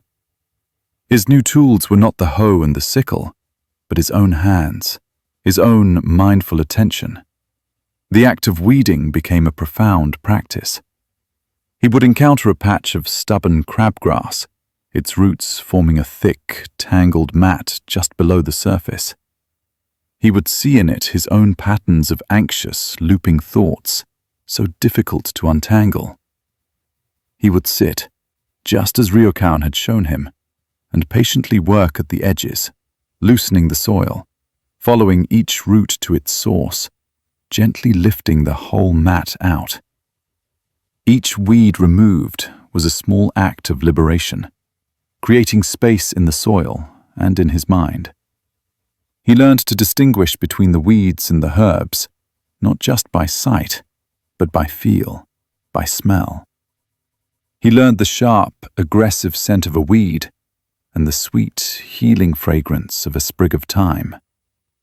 In the same way, he began to recognize the subtle inner scent of his own mental states. He could feel the bitter aroma of resentment as it began to arise, or the clean, fresh scent of a moment of pure, selfless compassion. He prepared the soil, removing the stones, breaking up the hard, compacted earth, and mixing in rich, dark compost made from the monastery's kitchen scraps and the fallen leaves he had once cursed. This was the work of preparing the ground of his mind, making it soft, receptive, and fertile for wholesome seeds. Then came the planting. He sowed seeds for radishes, lettuce, and beans. He transplanted small shoots of basil and parsley. This act of planting was an act of intention. He was choosing what he wanted to cultivate in his mind's garden. Not just peace and stillness, but active qualities of loving kindness, generosity, and joy. And then he had to wait. This was perhaps the hardest lesson of all for his impatient mind. He could not pull on the sprouts to make them grow faster. He could not command the seeds to germinate. He could only provide the right conditions, water, sunlight, and freedom from weeds, and then trust in the natural process of growth. He would sit by the garden in the early morning, the soil dark and damp with dew, and simply watch, feeling the slow, invisible miracle of life unfolding beneath the surface. He was learning to surrender his desire for control, to cooperate with nature rather than trying to command it. The garden became his teacher on impermanence. He watched a beautiful squash blossom open in the morning, its yellow petals a vibrant splash of color, only to see it withered and closed by evening. He tended a row of lettuce, watching the tender leaves grow, and then he harvested them, creating an empty space where there had once been fullness. He saw insects come and eat the leaves of some of his plants. At first he felt anger, a desire to kill the pests. But then he saw that they, too, were part of the garden's life. A reminder that he was not in complete control, that his garden was not a separate, protected kingdom, but a part of a larger, interconnected world. His days fell into a simple, peaceful rhythm. He would rise, meditate, eat, and then go to his garden. The physical work grounded him, the feeling of the cool, damp earth under his fingernails, the warmth of the sun on his back, the scent of the mint and rosemary crushed between his fingers.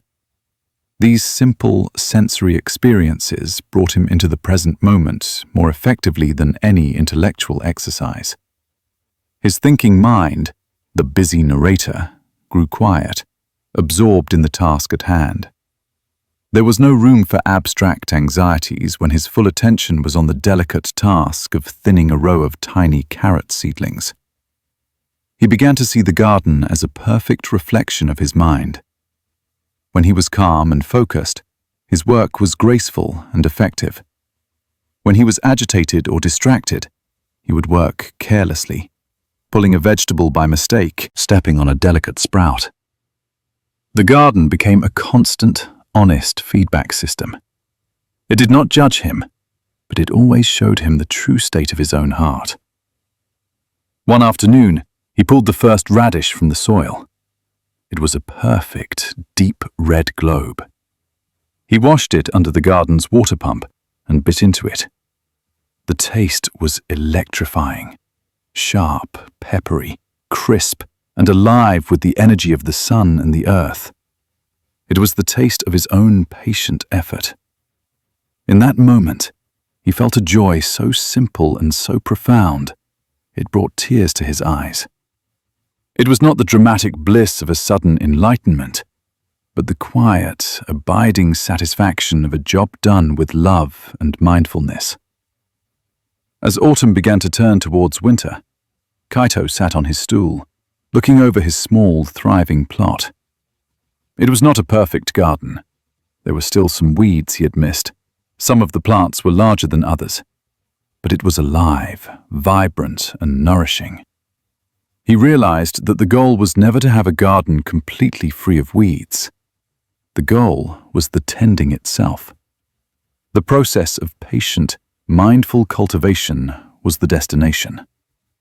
The peace he had been seeking was not in a final, perfect state, but in the gentle, continuous rhythm of the work.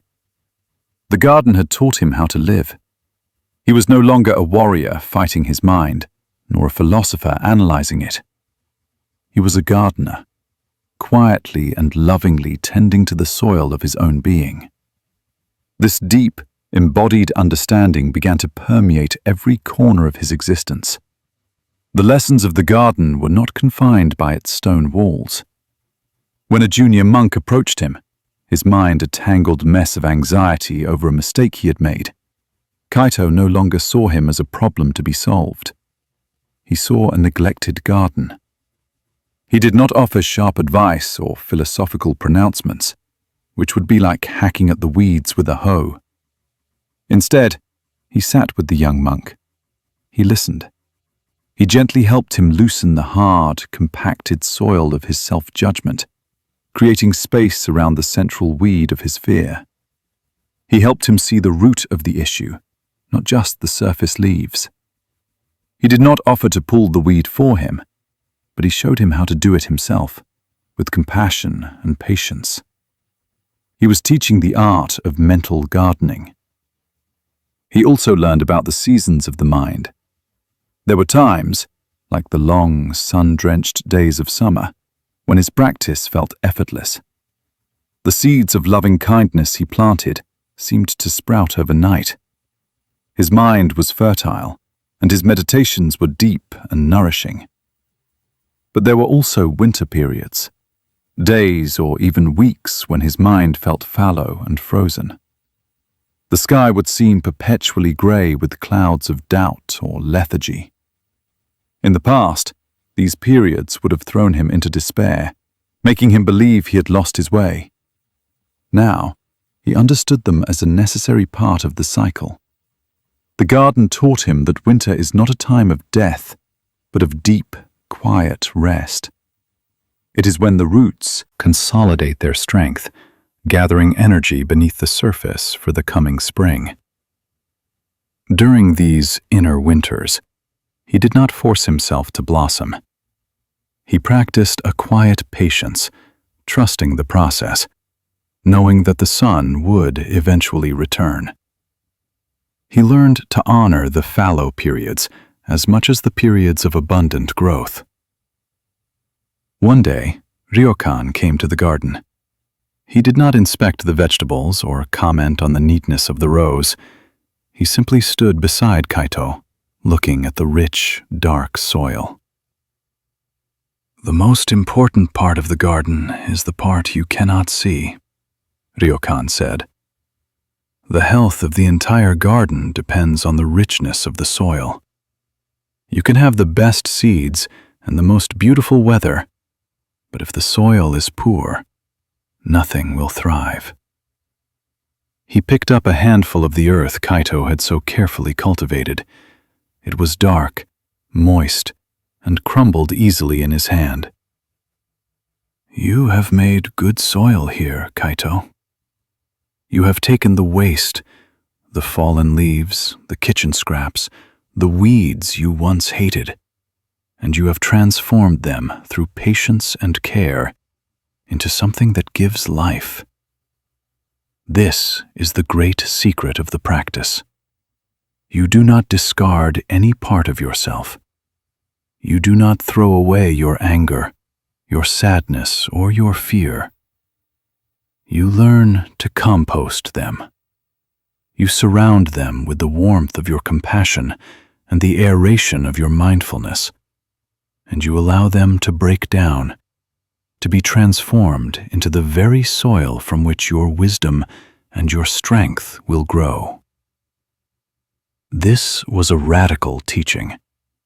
Kaito had moved from fighting his emotions to observing them to allowing them. Now he was being taught to use them, to see them as raw material for his own awakening.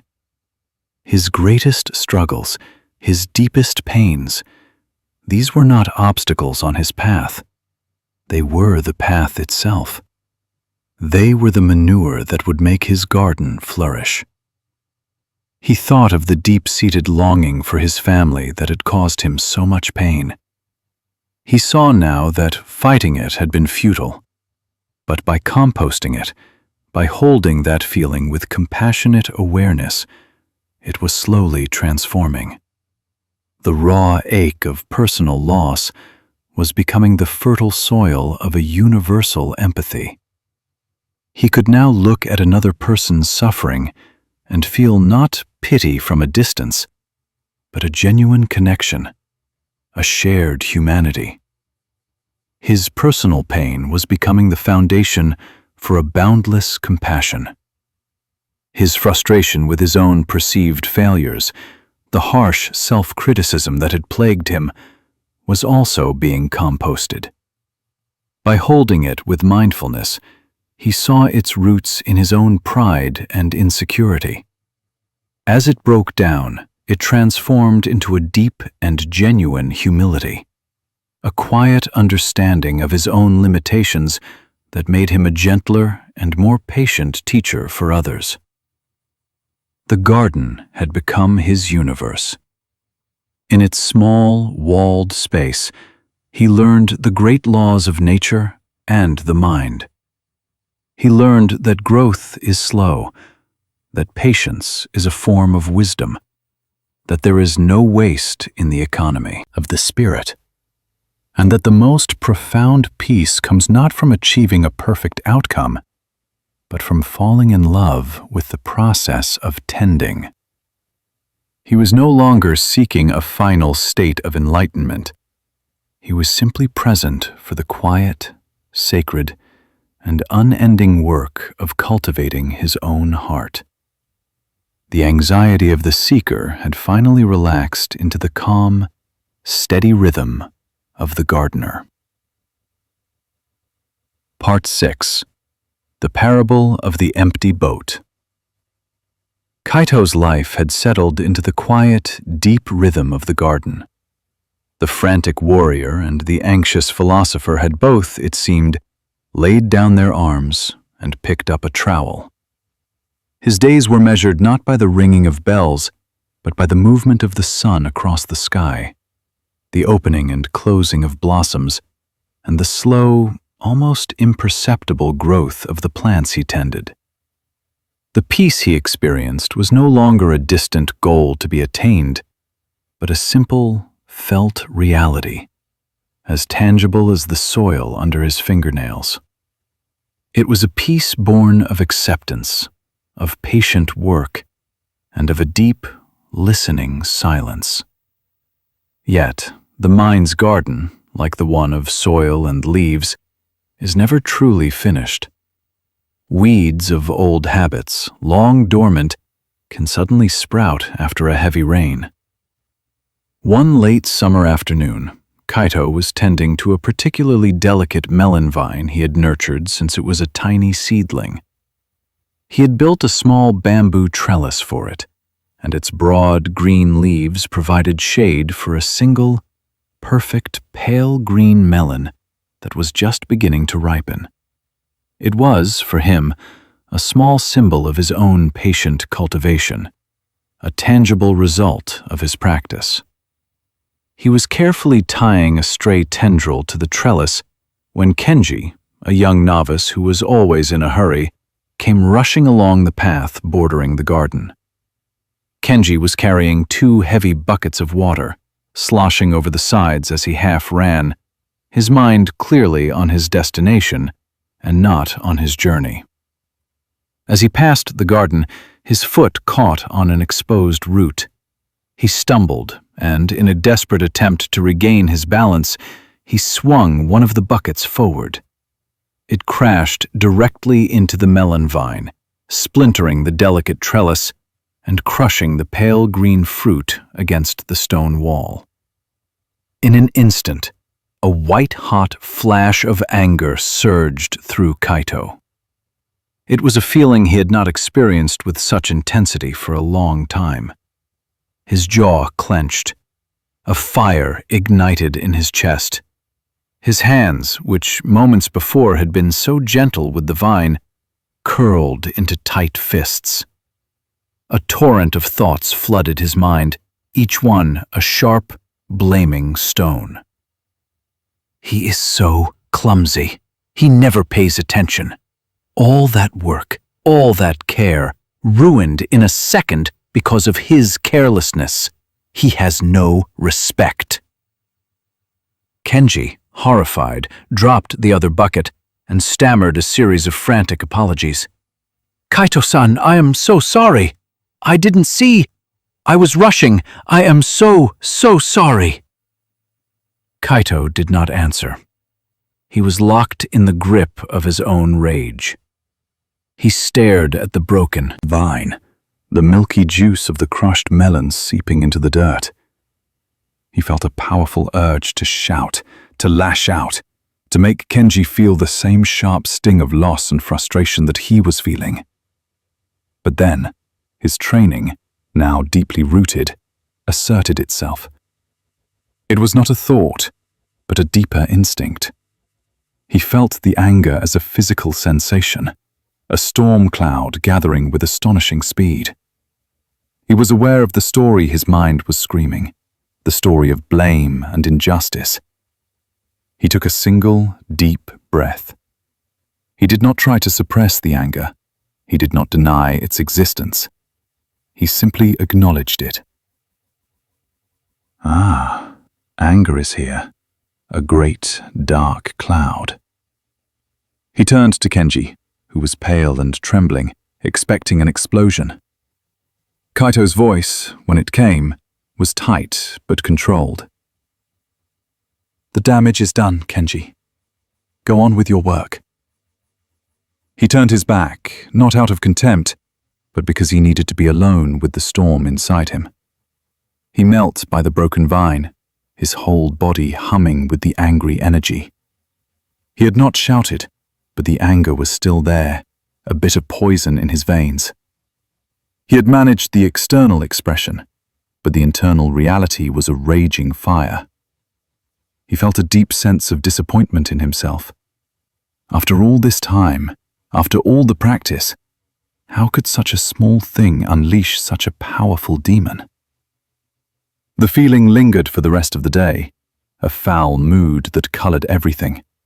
His work felt like a chore. His food tasted like ash. During the evening meditation, he could not find the sky.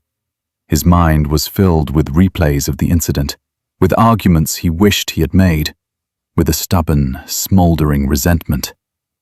He was stuck. He knew the anger was a cloud, but it was a thick, unmoving fog that blotted out the sun. The next morning, his heart still heavy, he sought out Ryokan. He explained what had happened, not just the event with the melon, but the ferocity of his own reaction and the lingering bitterness that followed. "I thought I had learned to let the clouds pass," Kaito said, his voice full of confusion. "But this one will not move. I feel its poison inside me. I know Kenji did not mean to do it, but I cannot stop blaming him. My mind has made him the enemy." Ryokan listened, his expression unreadable. When Kaito finished, the master poured them both a cup of tea. "Your anger is not about the melon, Kaito," he said quietly. "The melon was just the excuse. You are suffering because you believe there is someone in the other boat." Kaito looked at him, not understanding.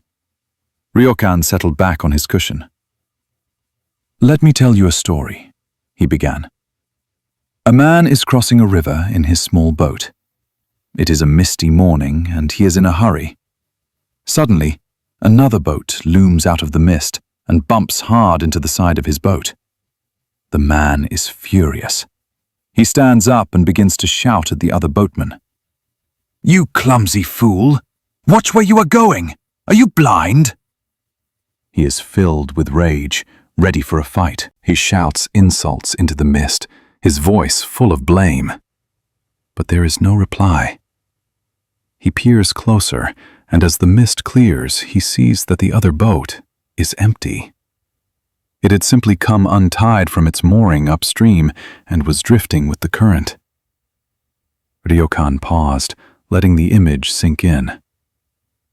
"Now tell me, Kaito, what happens to the man's anger?" Kaito thought for a moment.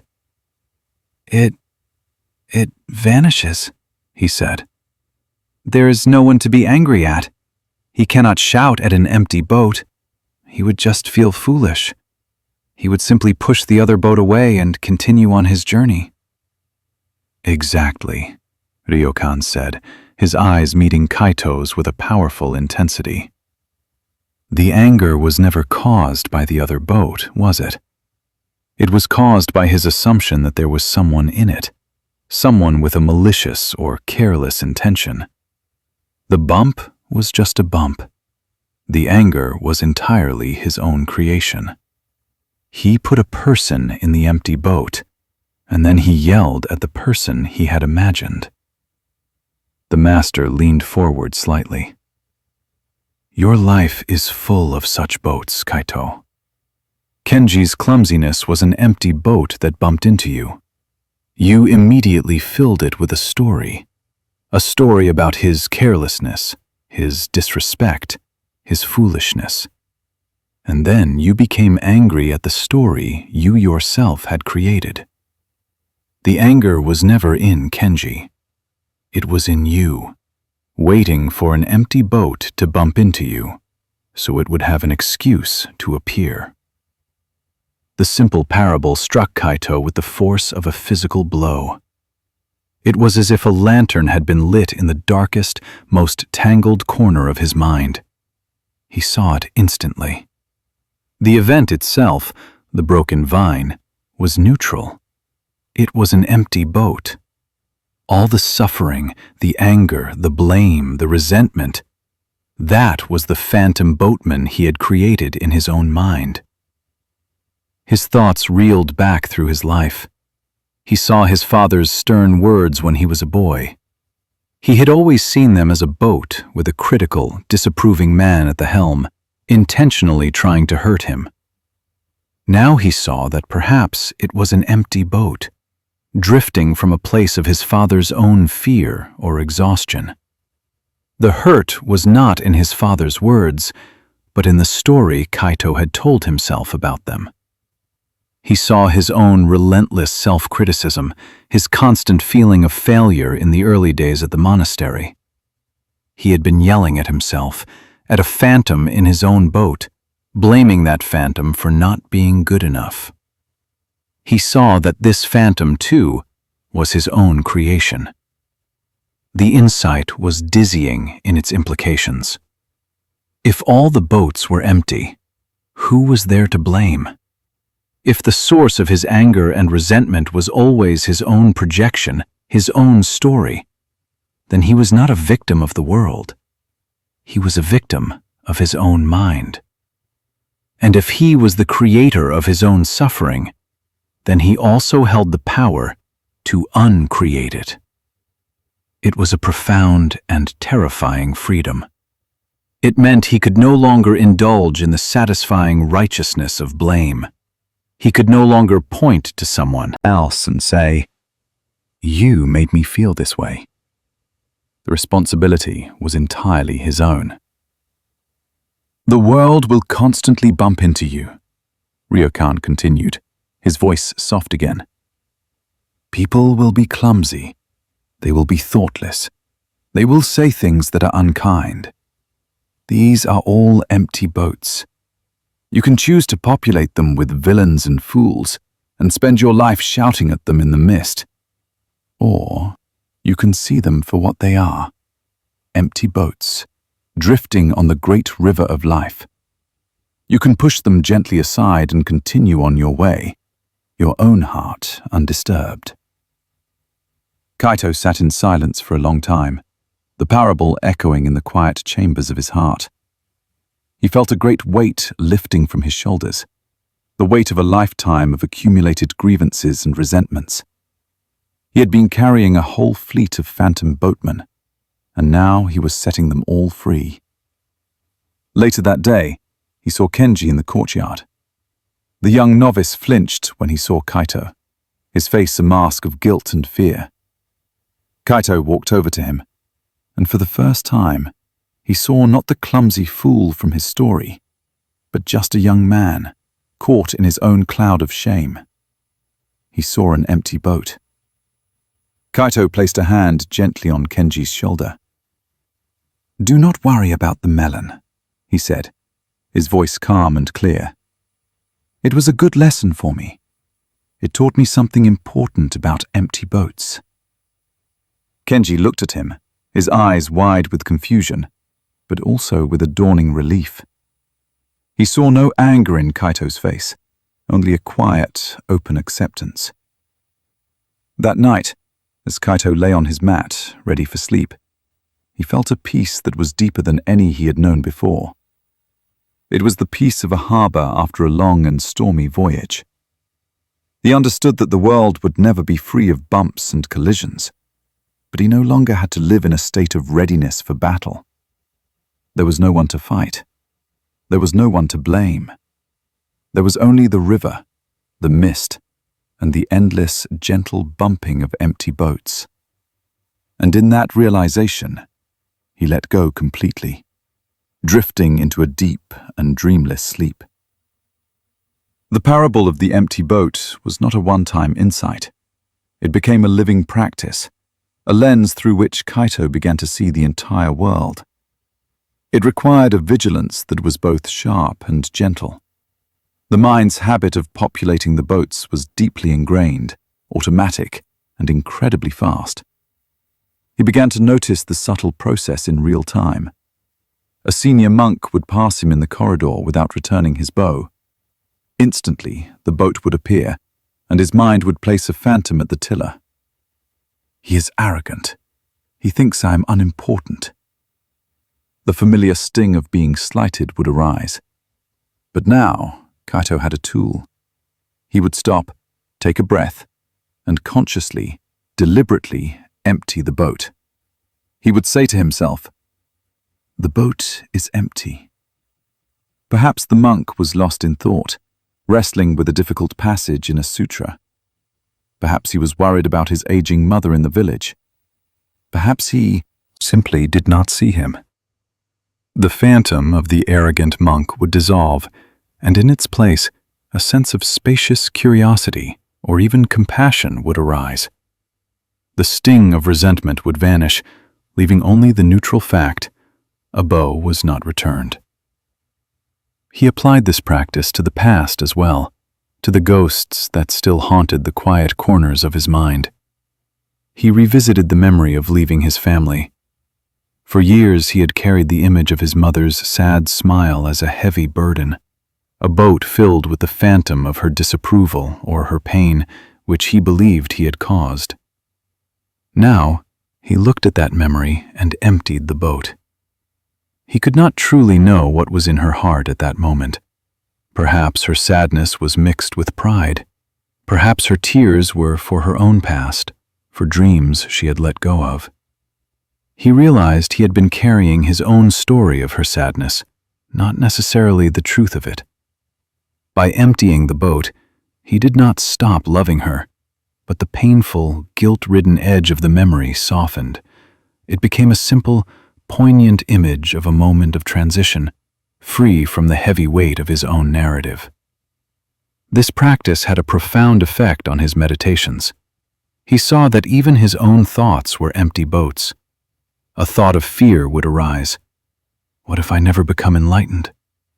In the past, he would either fight this thought or get swept away by its story. Now, he saw it as an empty boat bumping into the side of his awareness. He would not argue with it. He would not analyze its origins. He would simply see it, acknowledge its presence, and recognize that it was empty of any inherent reality.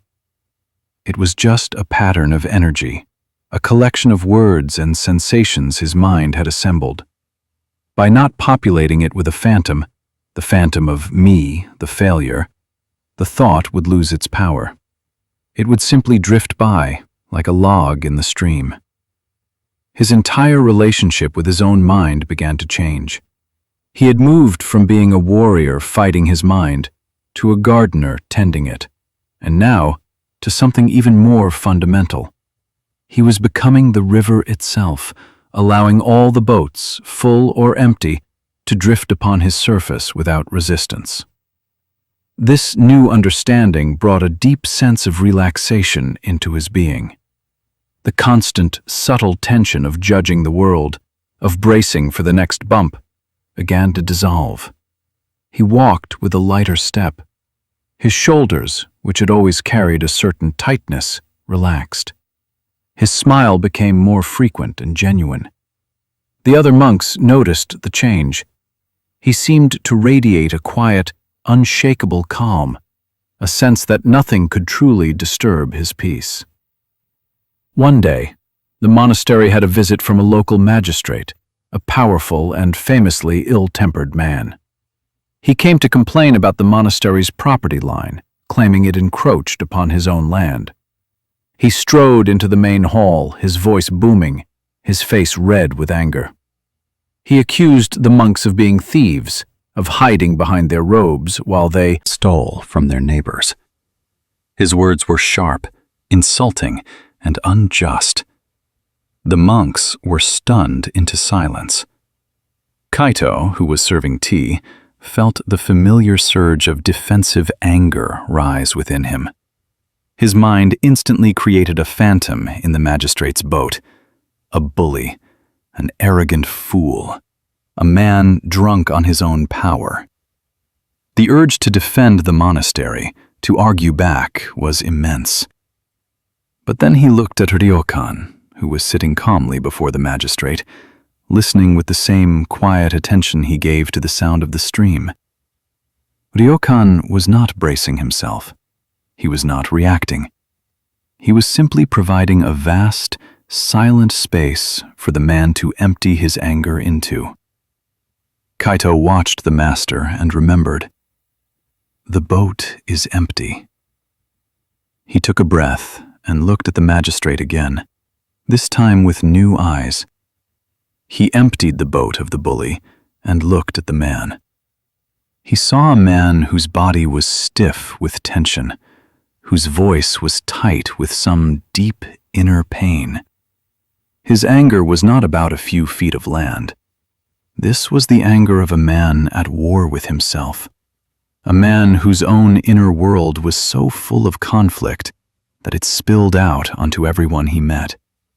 His insults were not arrows aimed at the monks. They were the cries of his own suffering. Kaito's defensiveness dissolved, replaced by a wave of compassion so strong it almost brought him to his knees. He saw not an enemy to be fought, but a deeply unhappy being, flailing in a storm of his own making. After the magistrate had exhausted his rage and fallen into a sputtering silence, Ryokan simply bowed his head. "We hear your concern," he said, his voice calm and gentle. "We will look into the matter. Thank you for bringing it to our attention. Will you stay for some tea?" The simple, non-resistant response completely disarmed the magistrate. He had come expecting a fight, an argument he could win. He was met instead with a quiet, empty space. He stared at Ryokan, his anger deflating like a punctured balloon, leaving behind a confused, weary man. He mumbled a refusal, turned and left, his powerful entrance ending in a quiet, shuffling exit.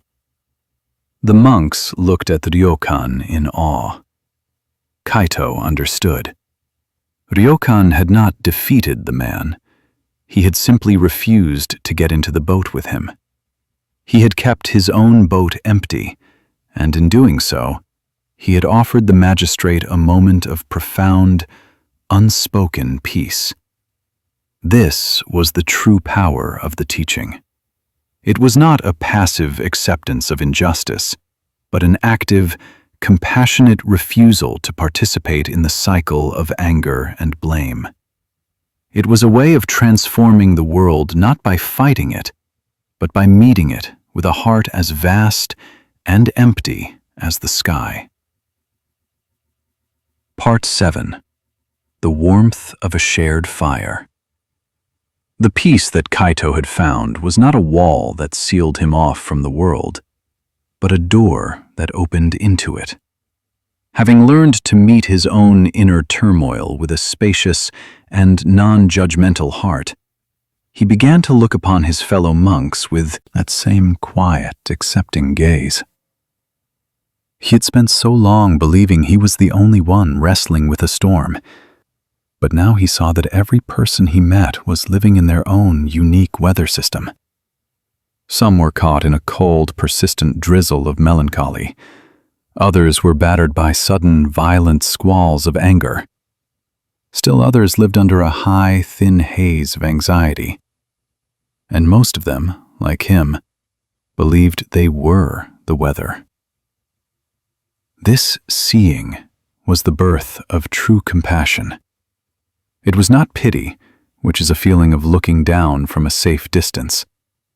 It was empathy, the feeling of looking across, of recognizing the same struggles, the same fears, the same deep longing for a clear sky. His own journey through the storm had not made him hard, it had made him tender. The practice of emptying the boats had dissolved the illusion of a separate, victimized self, and in its place, a profound sense of interconnectedness began to bloom. The suffering of another was no longer their problem. It was a vibration he could feel in his own heart. There was an older monk in the monastery named Toshiro. In his youth, he had been a master of calligraphy, renowned for the strength and grace of his brushstrokes. His works were considered treasures, his lines imbued with a life and spirit that seemed to flow directly from the ink onto the paper. But now, Toshiro was old. A subtle tremor had begun in his right hand, a faint but persistent shaking that was the enemy of a calligrapher's control. Toshiro's entire identity, his sense of self-worth, was bound up in his skill. His pride was a fortress he had built over decades. Now, that fortress was being shaken from within. He fought the tremor with a fierce, desperate denial. He would spend hours in his small, secluded studio, wasting sheet after precious sheet of rice paper, trying to force his hand to be still, to create the perfect, fluid lines of his past. Each failed attempt, each shaky, hesitant stroke, was a deep wound to his pride. His frustration manifested as a harsh, irritable temper. He became a difficult presence in the monastery, his words sharp, his gaze critical. He would snap at the younger novices for the smallest infractions. He complained about the food, the schedule, the way the wind blew. He was a man consumed by a private war, and the casualties were all around him. The other monks, seeing only his anger, learned to avoid him, leaving him more and more isolated in his suffering. Kaito observed this. When Toshiro would speak a sharp word to him, Kaito would feel the familiar bump of a boat. The old Kaito would have populated it with a phantom. He is a bitter, angry old man. But the new Kaito simply emptied the boat. He saw the anger, but he looked past it, to the source. He saw a man terrified of his own body's betrayal, a man grieving the loss of the one thing that had defined him. Toshiro's anger was not a weapon aimed at others. It was the smoke rising from his own burning heart. Kaito felt not resentment, but a deep, aching compassion. For a long time, he did nothing but hold Toshiro in this compassionate awareness. He knew that offering advice would be useless, an insult to the old master's pride. To say, "I see you are suffering," would be to state the very thing Toshiro was fighting so hard to conceal. So Kaito simply offered his quiet, non-judgmental presence whenever he could. He would make sure Toshiro's cup was filled with hot tea during meals. When they passed in the courtyard, Kaito would offer a genuine, unhurried bow. his eyes filled not with fear or pity, but with simple human respect. These were small, almost invisible acts, but they were seeds of warmth planted in a frozen ground. One evening, a cold, biting wind swept down from the mountains. It was the first real taste of the coming winter. The wind moaned around the eaves of the monastery and rattled the paper screens in their wooden frames. After the evening meal, while most monks retired to their cells to read or meditate, Kaito felt a pull towards Toshiro's small studio at the far end of the compound. He approached quietly. The studio was dark, save for the light of a single, flickering candle. Through the thin paper of the screen, Kaito could see Toshiro's silhouette. He was sitting at his low table, his back rigid, his arm held stiffly above a sheet of paper. He would hold the brush there for a long moment. Then, with a sigh of frustration that was almost a sob, he would put it down. He was a prisoner of his own perfectionism. Kaito did not knock. He did not announce himself. He went to the small woodshed, gathered an armful of dry kindling and a few small pieces of charcoal, and picked up a heavy ceramic brazier. He carried them to the door of Toshiro's studio and, after a moment's hesitation, slid the door open just enough to slip inside. Toshiro looked up, his face a mask of anger and shame at being seen in his moment of weakness. "What do you want?" he rasped, his voice harsh. Kaito did not look at Toshiro's work table, at the crumpled, ink-stained failures that littered the floor. He kept his gaze soft and indirect. "The night is cold, Toshiro-san," he said simply, his voice quiet. "I thought a fire might be welcome." He did not wait for a reply. He knelt on the floor, some distance from the old master, and began to prepare the fire. His movements were slow, mindful, and deliberate, the way he worked in his garden. He laid the kindling in the brazier, placed the black pieces of charcoal on top, and with a flint and steel, struck a spark. A tiny flame caught, and he nurtured it with his breath, gently blowing until the kindling was alight and the edges of the charcoal began to glow. He did not say, "This will warm your hands."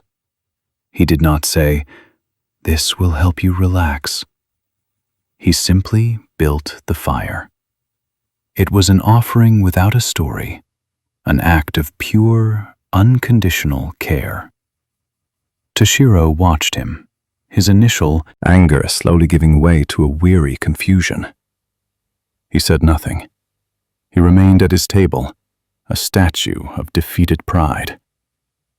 Kaito sat back on his heels, watching the small fire establish itself. A gentle, radiant warmth began to spread through the cold room. The only sounds were the whisper of the wind outside and the soft, rhythmic crackle of the burning charcoal. They sat in this shared silence for a long time. It was not an empty silence. It was a silence filled with the warmth of the fire and the unspoken presence of two human beings. It was a silence that held Toshiro's pain without demanding that it explain itself. The warmth seeped into the room, into the old man's bones. The rigid line of his back began to soften. The tight clench of his jaw relaxed. He looked at the fire, at the steady, unwavering glow of the red-hot coals. The fire was not striving. It was not trying to be a bigger or a better fire. It was simply burning, giving off its heat, being what it was. Slowly, as if in a trance, Toshiro reached for his inkstone. He poured a few drops of water onto it and began to grind the ink stick, his movements circular and rhythmic. The familiar earthy scent of the ink filled the small room. The tremor was still there in his hand, but he was no longer fighting it. His movements were slow, accepting. When the ink was ready, he picked up his brush. He dipped it in the dark, liquid ink and held it over a fresh sheet of paper. Kaito watched, his breath held. Toshiro did not try to draw a complex character. He did not attempt one of the powerful, dramatic strokes for which he had once been famous. He simply let his trembling hand descend, and, in a single, continuous, imperfect motion, he drew a circle. An enso. It was not a perfect circle. The line was shaky. It was thicker in some places, thinner in others. It did not close completely, leaving a small gap. By all the standards of his past, it was a failure. But in the soft, warm light of the fire, it was the most beautiful thing Kaito had ever seen. It was a circle of pure acceptance. It was the mark of a man who had finally laid down his arms and made peace with himself. It was a portrait of his own beautiful, flawed, and perfect humanity. Toshiro looked at the circle, and for the first time in a very long time, his face was not a mask of anger or frustration. A single tear traced a path through the wrinkles on his cheek and fell onto the paper, creating a small, soft bloom in the wet ink. He did not look at Kaito. He did not say, "Thank you." No words were needed. The warmth of the shared fire had done what no words could ever do. It had melted the ice of his isolation and allowed him to meet his own suffering with a gentle heart. Kaito knew it was time to leave. He bowed silently to the old master's back and slipped out of the room, leaving him alone with his imperfect circle and the steady, glowing warmth of the fire. Walking back to his cell through the cold, windy night, Kaito Felt a warmth inside him that had nothing to do with the brazier. He understood something profound. He had spent years learning to find his own inner peace, to tend his own garden, to quiet his own mind. He had thought of it as a solitary journey. But tonight, he had learned that the final fruit of that journey was not a private, hoarded peace. It was a fire to be shared. True compassion was not about having the right answers or the perfect technique. It was about having the courage to sit with another person in their darkness, without trying to fix them or change them, and to offer them the simple, steady warmth of your own quiet heart. The peace he had cultivated within himself was not his to keep. It was a fire meant to warm the world. This experience with Toshiro became a new cornerstone of Kaito's practice. He realized that for all his inward journeying, observing the clouds, listening to the stream, tending the garden, emptying the boats, the path ultimately led outward, back into connection with others. The monastery, which had once seemed like a collection of silent, solitary figures, now revealed itself to be a complex, interwoven web of hearts, each with its own quiet joys and secret sorrows. He began to see that his own peace was not complete until it could be offered. It was like a cup of water. It could quench his own thirst, but its true purpose was fulfilled only when it was poured out for another. This pouring out did not diminish his own supply. In fact, the act of giving seemed to access a deeper, inexhaustible wellspring within him. His acts of compassion remained small and unspoken. He noticed that the monk who chanted the sutras in the morning had a voice that was growing weaker, strained. Kaito began leaving a small pot of warm honey and ginger tea outside his cell before the morning service. He never mentioned it, and the other monk never acknowledged it, but a silent understanding passed between them, and the monk's voice grew stronger. He saw the fear in the eyes of the youngest novice, a boy barely 16, who was homesick and overwhelmed by the strict discipline of the monastery.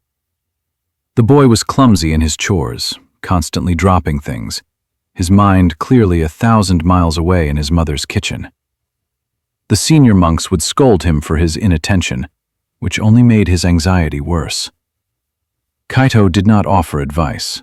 Instead, he would often choose to work alongside the boy. While they were washing the great iron rice pots in the kitchen, Kaito would not speak of Zen or discipline. He would ask the boy about his village, about the games he used to play, about his favorite foods. He would listen, offering the boy a space to be himself, a homesick child, without judgment. In Kaito's quiet, accepting presence, the boy's hands grew steadier. He began to smile. The monastery started to feel less like a prison and more like a home. Kaito learned that true listening was one of the greatest gifts he could offer. Most people, he realized, did not want solutions. They did not want to be fixed. They simply wanted to be heard, to have the reality of their own experience acknowledged without criticism or analysis. He became a master of the silent nod, the patient gaze, the quiet, "I see," that communicated a world of understanding. He became a human brazier, offering a steady, quiet warmth to those who were cold and lost in their own inner winters. This practice of compassion was not always easy. It required him to constantly empty his own boat. There were monks who were lazy, monks who were arrogant, monks who were prone to gossip. His own judgments would arise, sharp and swift. The phantom boatmen of his own opinions would clamor to take the helm. But he would breathe, and he would remember Toshiro's shaky circle. He would remember the suffering that lay beneath the surface of the difficult behavior. He would see the lazy monk's fear of failure, the arrogant monk's deep insecurity, the gossiping monk's loneliness. By emptying his own boat of judgment, he was able to meet them where they were, and in doing so, he avoided getting caught in the tangled nets of their negativity. One day, Ryokan asked Kaito to accompany him on a visit to a nearby village. A poor farmer's wife was very ill, and the family had asked for a monk to come and offer prayers. As they walked the dusty road, Kaito imagined what he would do. He thought of the sutras he could chant, the calming words he could offer. When they arrived at the small, dark, earthen-floored hut, the scene was one of quiet desperation. The woman lay on a thin mat, her breathing shallow, her face pale with fever. Her husband and 2 small children sat huddled in a corner, their eyes wide with fear. The air was thick with the smell of sickness and poverty. Ryokan did not begin to chant. He did not speak of the Buddha's teachings. He simply knelt beside the woman. He took a cloth, dipped it in a bowl of cool water, and gently bathed her forehead. He looked into her eyes, and in his gaze there was no pity, only a vast, silent, and loving presence. He sat with her for a long time, simply being there, sharing the space of her suffering. Then he turned to the husband. He did not offer platitudes about impermanence. He asked, "Have you eaten today?" The man shook his head. Ryokan opened the small cloth bundle he had carried and took out 2 rice balls. He gave one to the man and broke the other in half for the 2 children. Kaito watched, humbled. He had been preparing to offer religion, but Ryokan was offering something far more fundamental: simple, human care. He had been ready to speak words of comfort, but Ryokan was performing acts of comfort. The master's compassion was not an idea. It was a living, breathing reality. It was practical. It was grounded. It was a warm fire in a cold room. They stayed for hours. Ryokan swept the floor of the small hut. Kaito went and fetched a bucket of clean water from the village well. They did not talk much. They simply did what needed to be done. By the time they left, the woman's fever had not miraculously broken. Her illness was not cured. But the atmosphere in the hut had changed. The thick air of fear and despair had been replaced by a quiet sense of peace and human connection. The family was not alone in their suffering. Their burden had been shared, and in the sharing, it had been made lighter. As they walked back to the monastery in the golden light of the setting sun, Kaito felt a deep sense of contentment. He finally understood. Enlightenment was not a solitary peak to be climbed and enjoyed alone. It was a journey into the very heart of shared human experience. The ultimate purpose of quieting his own mind was not to escape the world, but to be more fully present for it. The warmth he had cultivated was not for him alone. It was a small flame, meant to be carried out into the cold and darkness, to be shared with anyone who needed it. One quiet, unassuming act of kindness at a time. Part 8. The Stillness in a Cup of Tea. Years passed. The seasons turned, each one a silent teacher. Kaito's hair was now touched with threads of grey at the temples, and the youthful anxiety that had once tightened his features had been smoothed away, leaving a landscape of quiet, settled calm. He was no longer the striving novice or the earnest student. He had become a pillar of the monastery, not through any formal rank, but through the simple, unwavering quality of his presence. The younger monks looked to him as a model, drawn to the deep well of stillness they sensed within him. He had become, in his own quiet way, a master of the inner arts he had once struggled so desperately to learn. He had learned to be the sky, vast and accepting of all weather. He had learned to listen to the sound of the stream, the wordless reality of the present moment. He had learned to be a gardener, patiently cultivating the soil of his heart. He had learned to see the empty boats, releasing the burden of blame. And he had learned to share the warmth of his fire, transforming his own peace into a gift of compassion. These were not separate lessons, but facets of a single luminous jewel. They had polished his mind and heart until they reflected the world with a clear, undistorted light. Yet there was one final lesson, a subtle integration of all the others. It was not a new teaching, but a deepening, a settling into the very marrow of his being. This lesson came, as so many had, from Master Ryokan, who was now very old, his body frail, but his spirit as bright and clear as ever. One afternoon, Ryokan sent a message to Kaito. It was a simple invitation. "Come for tea." Kaito knew this was no ordinary invitation. In the Zen tradition, a tea ceremony, especially a private one with a master, was a profound and intimate form of communication, a teaching that went far beyond words. He bathed, put on a clean, simple robe, and walked to the master's hut. As he approached, he felt a sense of coming full circle. He remembered the first time he had come to this door, a young man lost in a storm of anxiety, his mind a battlefield. Now, he approached with a quiet heart, his mind like a calm lake. He entered the small, familiar room. Ryokan was seated by the hearth. The iron kettle was singing softly over the glowing charcoal. The air was filled with a sense of profound peace. The master's movements were slower now, marked by the gentle tremor of old age, but each one was imbued with a lifetime of mindful attention. He gestured for Kaito to sit. No words were spoken. The tea ceremony began. This was not the formal, highly ritualized ceremony of the tea masters in the city. It was a simple, rustic practice, known as chado, the way of tea. But in its simplicity, It held the essence of everything. Ryokan's every action was a meditation.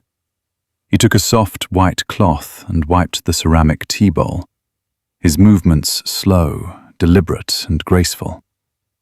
It was not just an act of cleaning, it was an act of purification, of preparing a space for the present moment. He unfolded the cloth, turned it, and folded it again with a precision that was both beautiful and completely natural. Kaito watched, his own mind entering into the rhythm of the master's movements. He was not thinking, not analyzing. He was simply present, his awareness fully absorbed in the unfolding ritual. The master took a bamboo scoop and measured the powdered green tea, the matcha, into the bowl. The powder was a vibrant, almost luminous green, the color of new moss in the spring. The gesture was one of respect, of honoring the tea, the farmers who grew it, the earth that produced it. He ladled hot water from the iron kettle into the bowl. The sound of the water, not quite boiling, was a soft, sighing sound, like wind in the pines. It was a sound Kaito had learned to listen to, a sound that spoke of the present moment. Then, Ryokan took the bamboo whisk, the chasen, and began to whip the tea. His wrist moved with a quick, practiced motion, the whisk a blur against the green. The sound was a soft, rhythmic scratching, the only sound in the silent room. Kaito watched the thick, emerald liquid transform into a frothy, jade-colored foam. In this simple act, he saw the whole of creation, the transformation of elements, the application of mindful energy, the creation of something beautiful and nourishing. When the tea was ready, Ryokan placed the bowl on the tatami mat before Kaito. He turned it so the most beautiful side of the rustic, handmade bowl was facing him. Kaito bowed, a gesture of gratitude. He picked up the bowl, holding it in both hands as he had seen the master do so many years ago. The ceramic was warm, slightly rough to the touch. He could feel the heat of the tea seeping into his palms, a living warmth. He raised the bowl to his lips, inhaling the clean, grassy fragrance. It was the scent of the earth, of the sun, of the rain. It was the scent of this very moment. He took a sip. The taste was rich, slightly bitter at first, followed by a deep, lingering sweetness. He did not gulp it down. He held it in his mouth, allowing the complex flavors to unfold. He was not just drinking tea. He was receiving the gift of the present moment in all its fullness. He took 3.5 sips, as was traditional. The last one, a quiet, appreciative slurp to show that the tea had been enjoyed to the very last drop. He then placed the empty bowl down and took a moment to admire it, to appreciate the way the dregs of the green tea formed a small, dark pool at the bottom. They sat in silence. The ceremony was over, but the teaching was still unfolding. Kaito looked at Ryokan, and in the old master's eyes, he saw a profound and gentle stillness.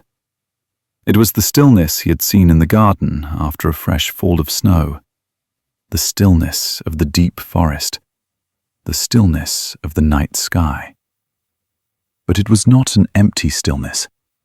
It was a stillness that was vibrantly alive, a stillness that contained everything. In that silent gaze, Kaito understood. All the lessons, the sky, the stream, the garden, the boat, the fire, were contained in this single cup of tea.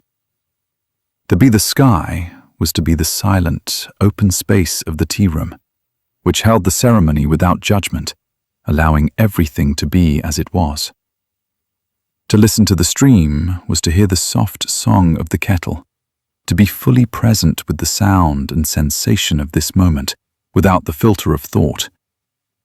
To be the gardener was to see the patient, mindful cultivation in every one of the master's movements, the gentle care that transforms simple leaves and water into something profound. To see the empty boats was to drink the tea without a story, without judgment of good or bad, but to simply experience its pure, unadorned taste.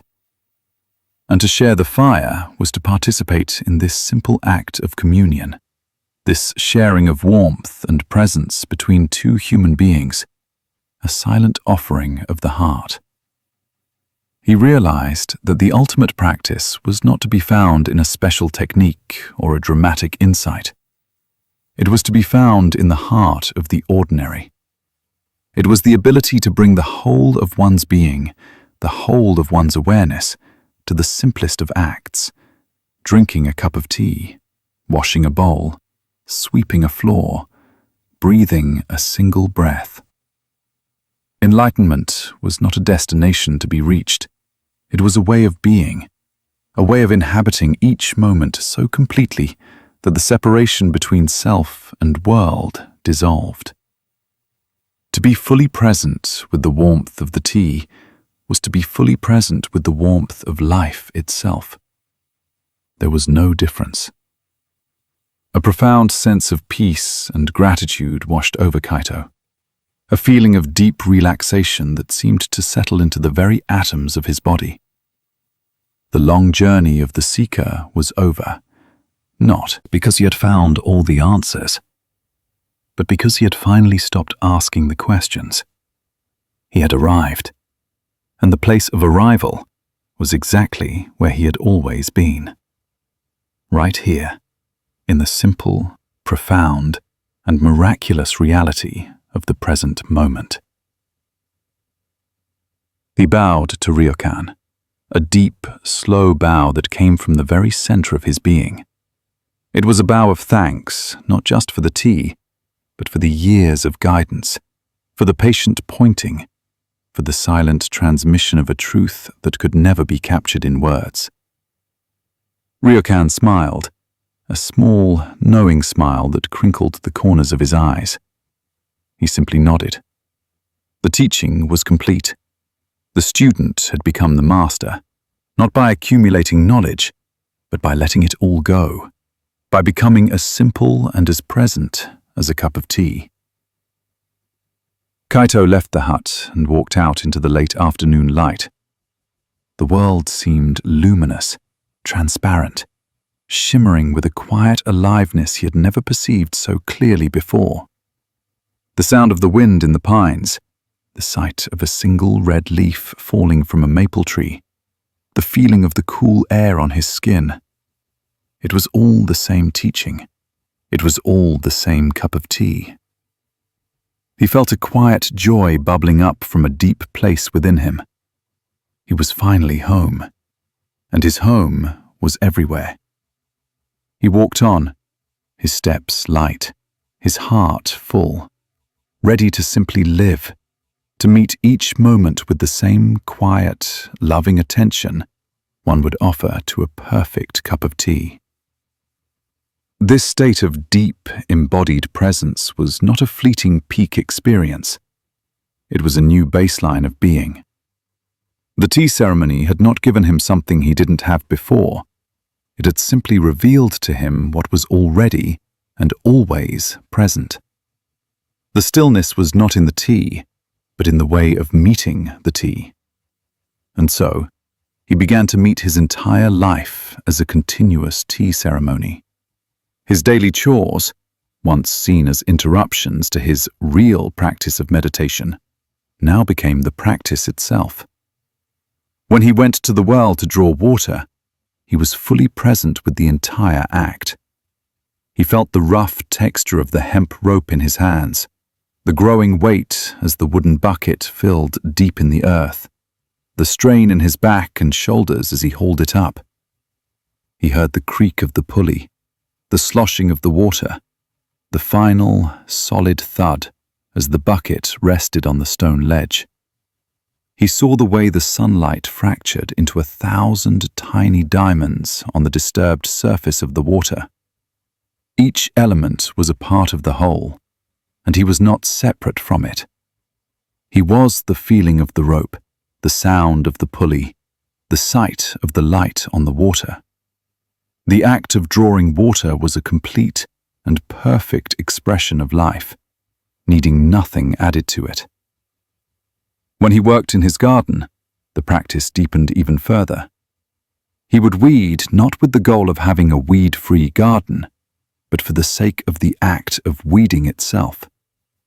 He would feel the cool, damp soil, the resistance of the roots, the satisfying release as the weed came free. Each movement was a verse in a silent poem dedicated to the present moment. He would harvest a carrot not just as a source of food, but as the culmination of a long, slow miracle. He would feel the earth give way, see the bright orange root emerge, smell its raw, earthy scent. In this single carrot, he could perceive the entire universe: the sun, the rain, the soil, the seed, the patient passage of time, and his own mindful effort. To eat the carrot was to take the whole universe into himself. This way of being began to affect the atmosphere of the monastery. Stillness is contagious. When a person is truly, deeply present, that presence creates a field of calm that others can feel. The younger monks, who were still caught in the storms of their own minds, found that simply being near Kaito was a form of teaching. They would watch him wash his bowl after a meal. He was not rushing to finish the task.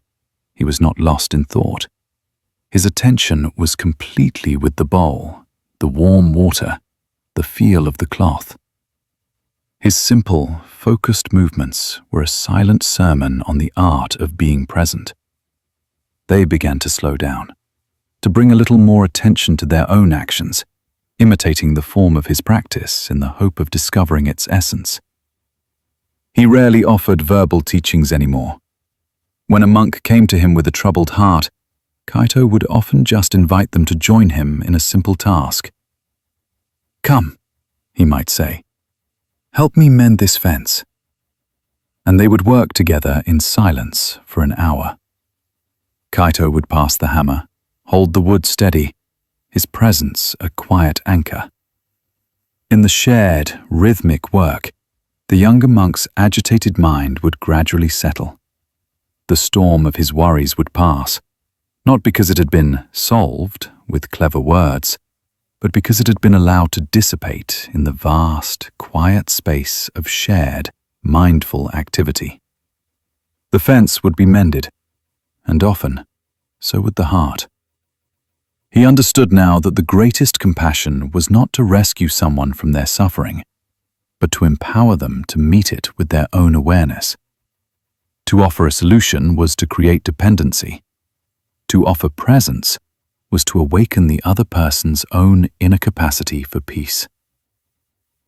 One evening, Ryokan, whose health was now failing, called Kaito to his side. The old master was lying on his mat, his breathing a shallow whisper, but his eyes were as clear as a winter morning. "The kettle is almost empty," Ryokan said, his voice barely audible. "The fire is burning low." Kaito knelt beside him, his heart full of a deep, peaceful sadness. He knew these were the master's last hours. He did not weep. He did not cling. He simply offered his presence, the way he had been taught. He was the sky, holding this precious, fading cloud. "You have drunk the tea, Kaito," Ryokan whispered. "You have understood. The teaching is now yours, not to keep, but to pour." Kaito simply placed his hand on his master's, a silent acknowledgement, a promise. They remained that way. Through the night, master and student, two old friends sharing a final, silent pot of tea. There was no fear in the room, no struggle, There was only the gentle, inevitable process of dissolution, met with a profound and loving acceptance. As the first pale light of dawn touched the paper screens, Ryokan's breath ceased. It was as simple and as natural as a single leaf letting go of its branch and drifting to the earth. Kaito sat with his master's still body for a long time. He felt not grief in the conventional sense, but an immense gratitude that filled his entire being. Ryokan had not gone anywhere. His wisdom, his presence, his quiet joy. It had all been poured into Kaito, into the other monks, into the very stones and timbers of the monastery. He was like the steam that had risen from the kettle, dissolving back into the air, becoming part of everything. In the days that followed, Kaito naturally and effortlessly assumed the role of the abbot. There was no formal ceremony, no announcement. It was simply the way things were. He did not move into Ryokan's hut. He continued to live in his own simple cell, to work in his garden, to perform his daily chores. His leadership was not one of authority, but of example. He taught not by speaking, but by being. His life became a continuous, flowing expression of the stillness he had found in a cup of tea. He was living his enlightenment in the most ordinary and extraordinary way, finding the absolute in the particular, the sacred in the mundane.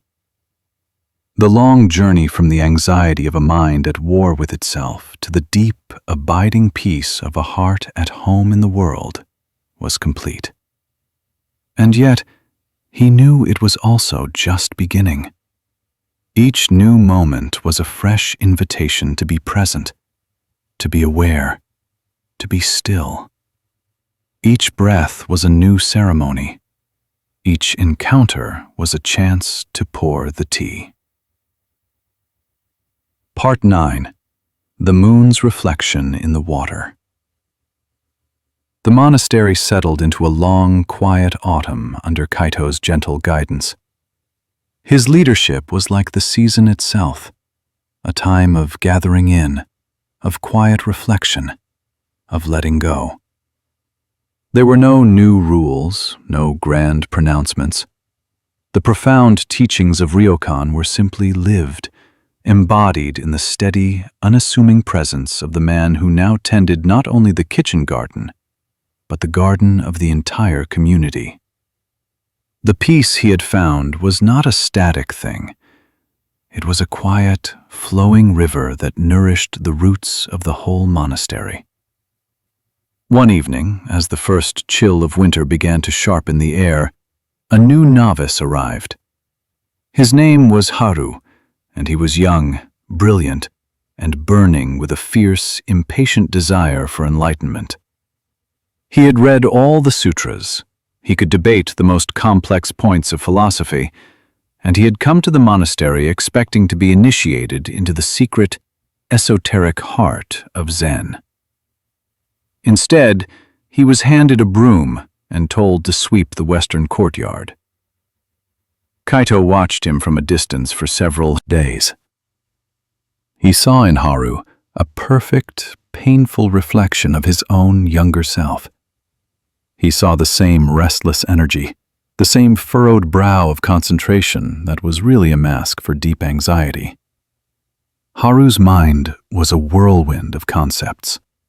He would corner the older monks and pepper them with questions. What is the nature of mu? How does one cut off all thoughts? Is enlightenment a sudden flash or a gradual process? He wanted a map, a formula, a guarantee. The simple, repetitive tasks of monastery life were, to him, a form of torture. He swept the leaves with a sharp, aggressive energy, as if trying to defeat the untidiness of the world. He chopped wood with a frantic haste, his mind 1,000 miles away, wrestling with a koan he had read in a book. He was a man trying to climb a mountain, by studying the theory of gravity, convinced that if he could just understand the principle perfectly, his body would simply float to the summit. His frustration grew daily. He saw the quiet, settled peace in Kaito and the other senior monks, and he could not understand its source. He saw them performing the most mundane tasks with a slow, deliberate attention that seemed to him like a waste of time.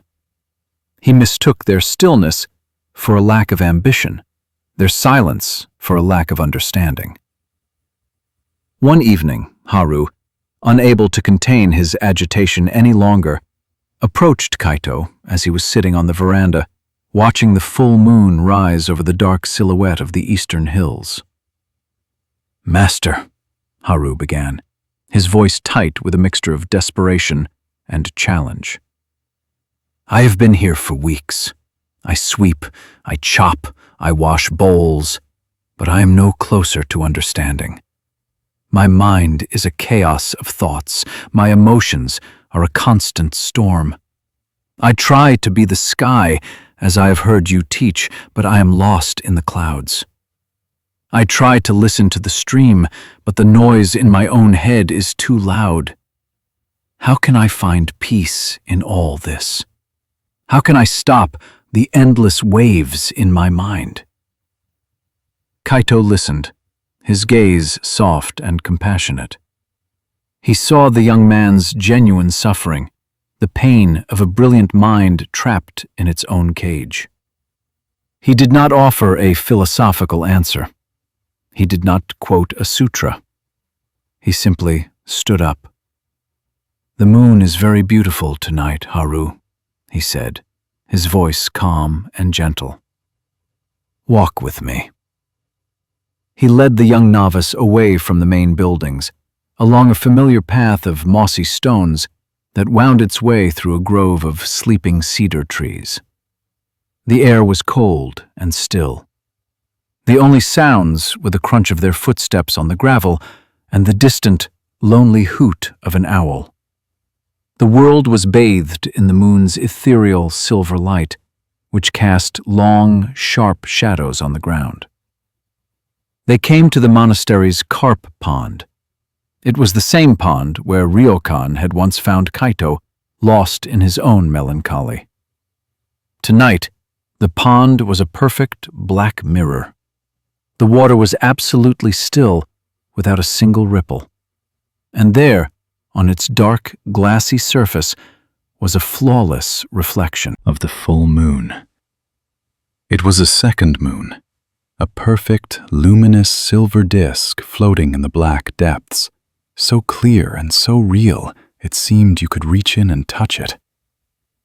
They stood at the water's edge for a long time in silence, simply looking at the two moons, the one in the heavens and the one at their feet. Haru's restless mind, captivated by the profound, silent beauty of the scene, began to quiet. The torrent of his questions subsided, replaced by a simple sense of awe. "It is perfect," Haru whispered, afraid to break the spell. Kaito nodded. He then bent down, his movements slow and deliberate, and picked up a tiny pebble from the path. He held it for a moment between his thumb and forefinger. "Watch closely," he said softly. He tossed the pebble into the center of the pond. It made a soft plink as it entered the water, a tiny sound that seemed immense in the great silence. Instantly, the perfect reflection of the moon shattered. It broke into 1,000 shimmering, dancing fragments of light. A series of concentric ripples spread out from the point of impact, distorting the entire surface of the pond. The perfect, serene image was gone, replaced by a chaotic, beautiful, and unrecognizable dance of light. Haru gasped. He felt a strange sense of loss, as if something precious had been destroyed. Kaito stood beside him, his presence calm and unwavering. "Tell me, Haru," he said, his voice quiet. What has happened to the moon's reflection? It is broken, Haru said. It is shattered. The ripples have destroyed it. That is true, Kaito said. Now, look up. Haru lifted his gaze from the disturbed water to the night sky. There, high above, the real moon hung, serene and majestic. It was exactly as it had been before. It was perfect, whole, and utterly untouched. And what has happened to the moon itself? Kaito asked. A look of dawning understanding crept into Haru's eyes. Nothing, he said. Nothing at all. It is still there. It is perfect. Did the pebble that I threw into the water harm the moon in the sky? Kaito continued, his voice gentle. No, of course not. Did the ripples, which so completely destroyed its reflection, leave any stain or scar upon the real moon?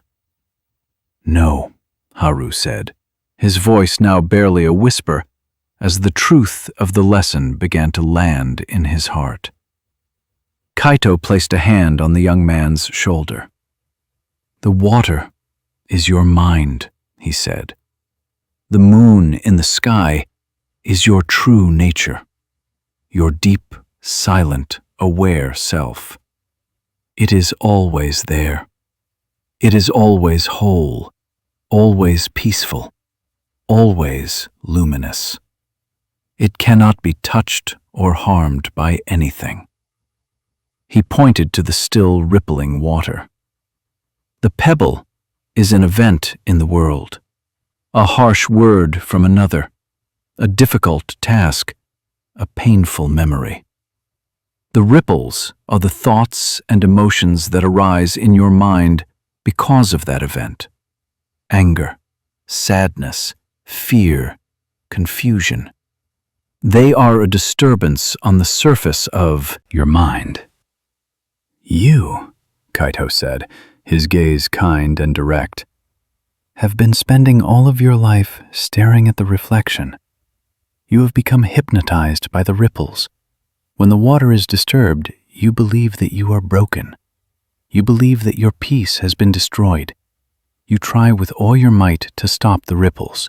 You try to flatten the water with your hands, but that only creates more turmoil.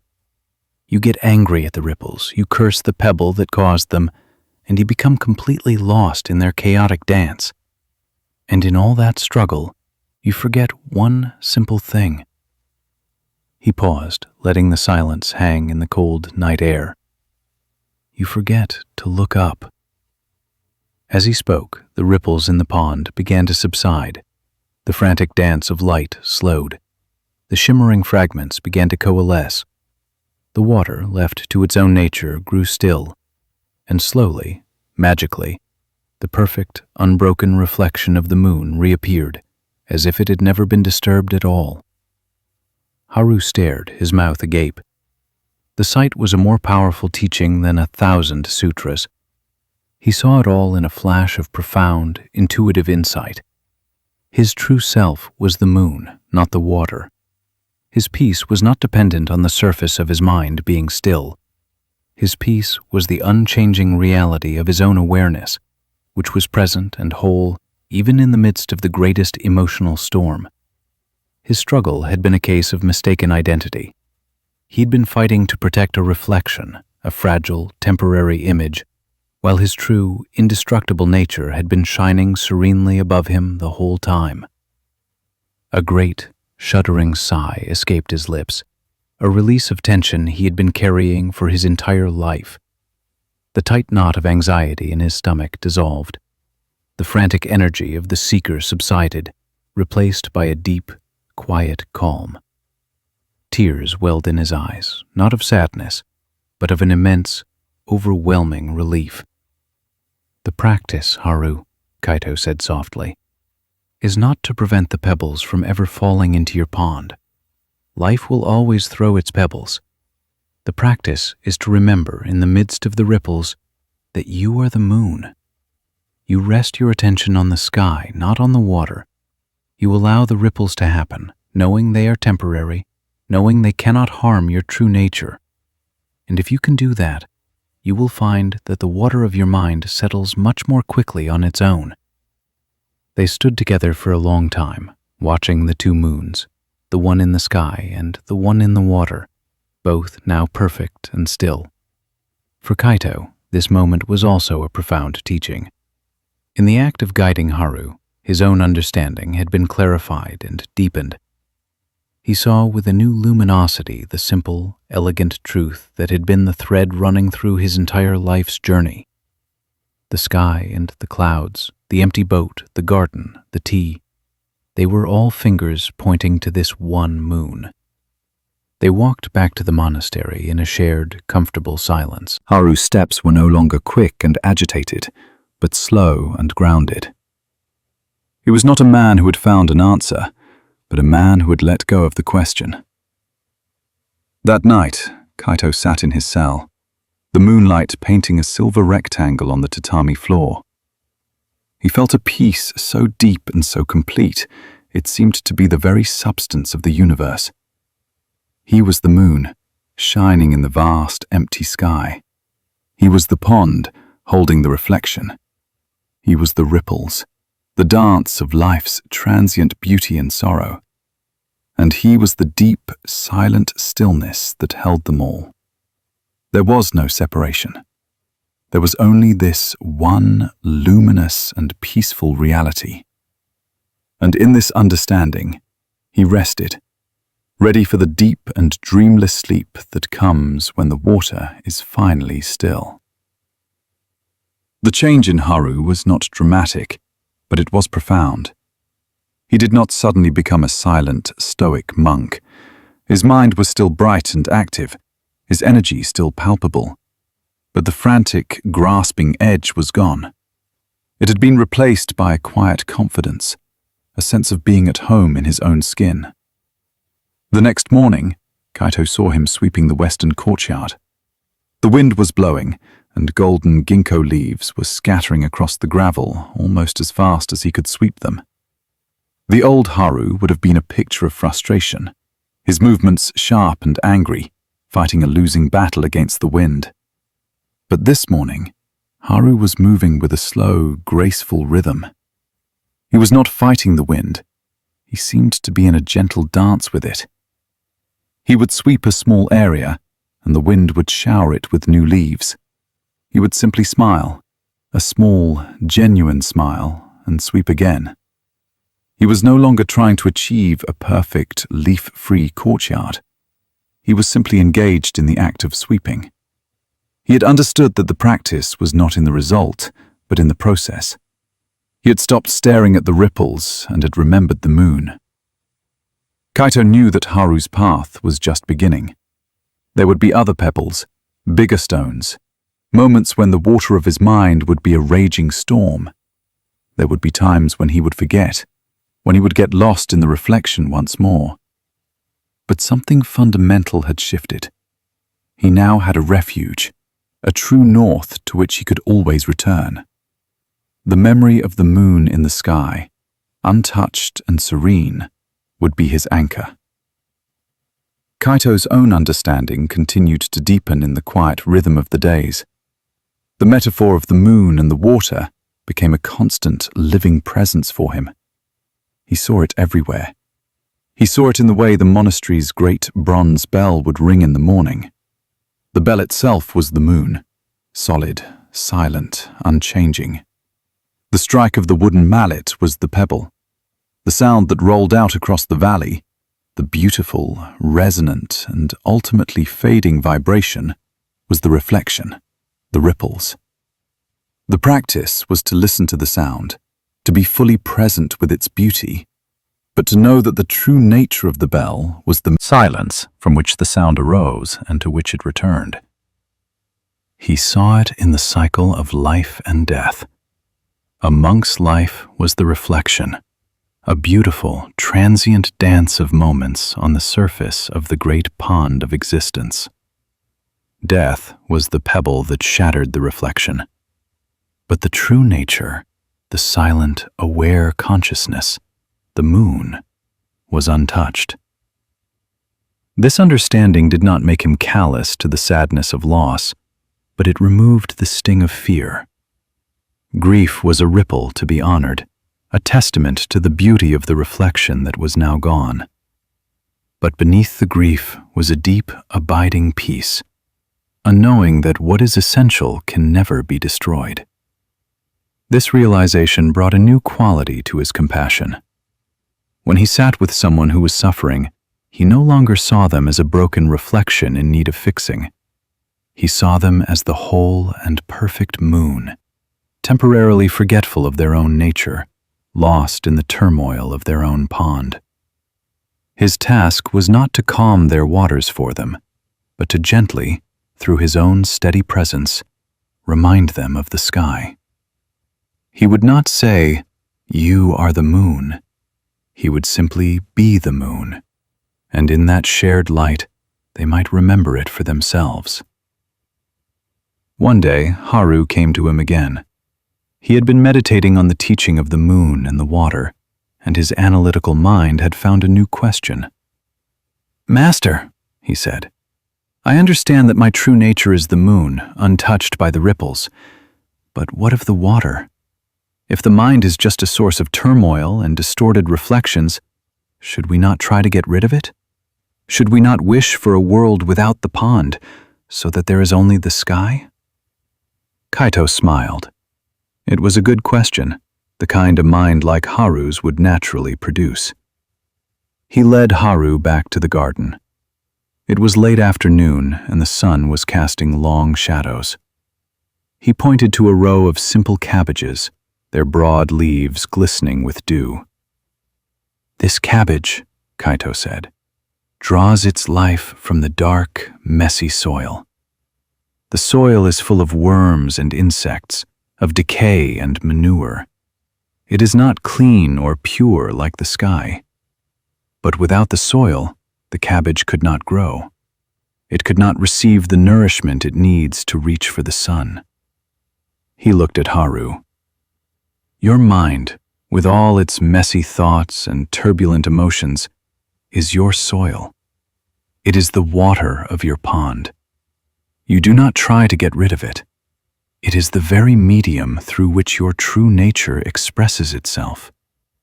The moon in the sky is beautiful, but it is distant and cold. It is only when it is reflected in the water of your mind that its beauty can be seen and experienced in this world. It is only through the soil of your human heart, with all its joys and sorrows, that the seed of your Buddha nature can grow and bear fruit. Do not despise the ripples, Haru," he continued. "Do not hate the water. Learn to love it. Learn to see the beauty in the way the light dances when the reflection is broken. The goal is not to live in a world without pebbles.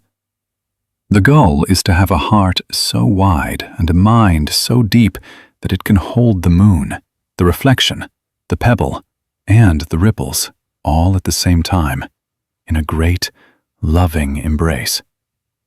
This is the true meaning of peace." Haru bowed, his heart filled with a new and deeper understanding.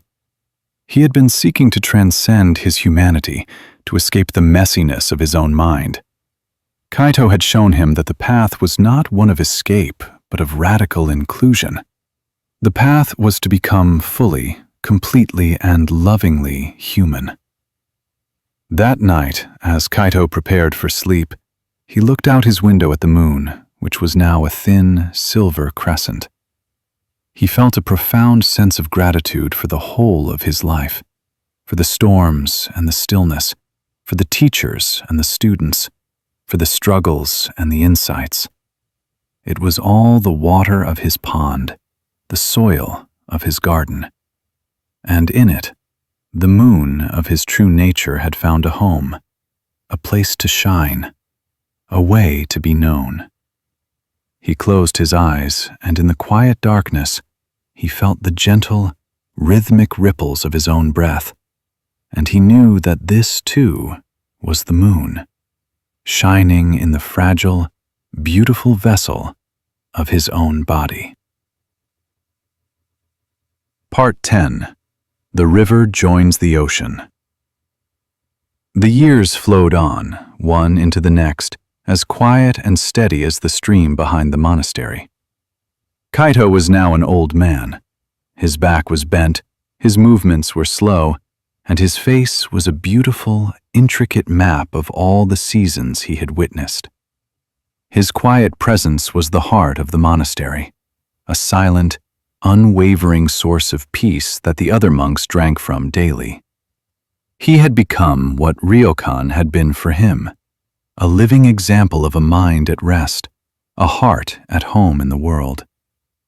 He had watched Haru, the brilliant, restless novice, mature into a wise and compassionate teacher in his own right.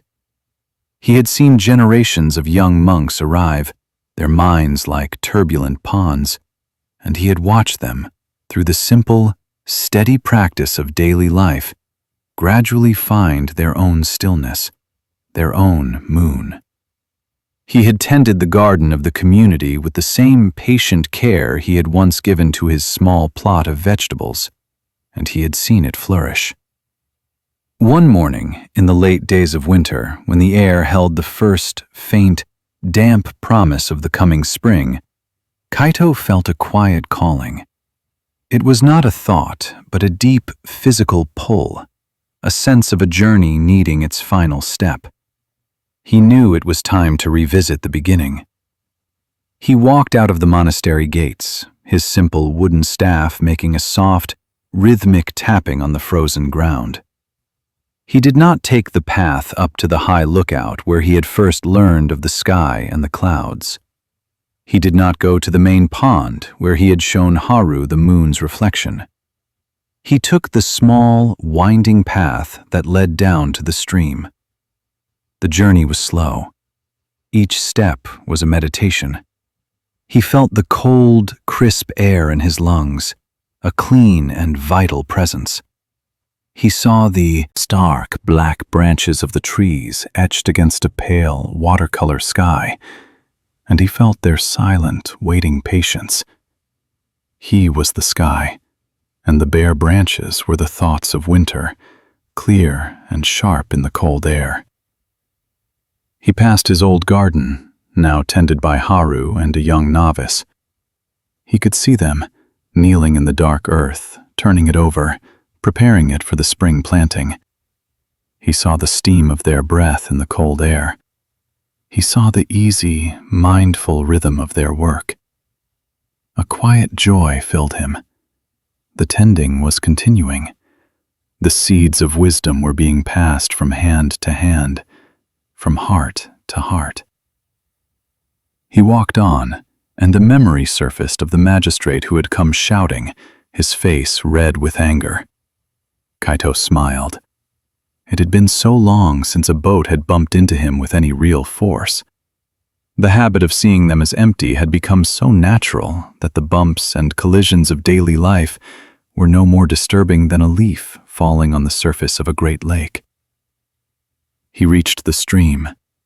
It was lower than in the summer, but it still flowed with a determined, chuckling sound over its bed of smooth stones.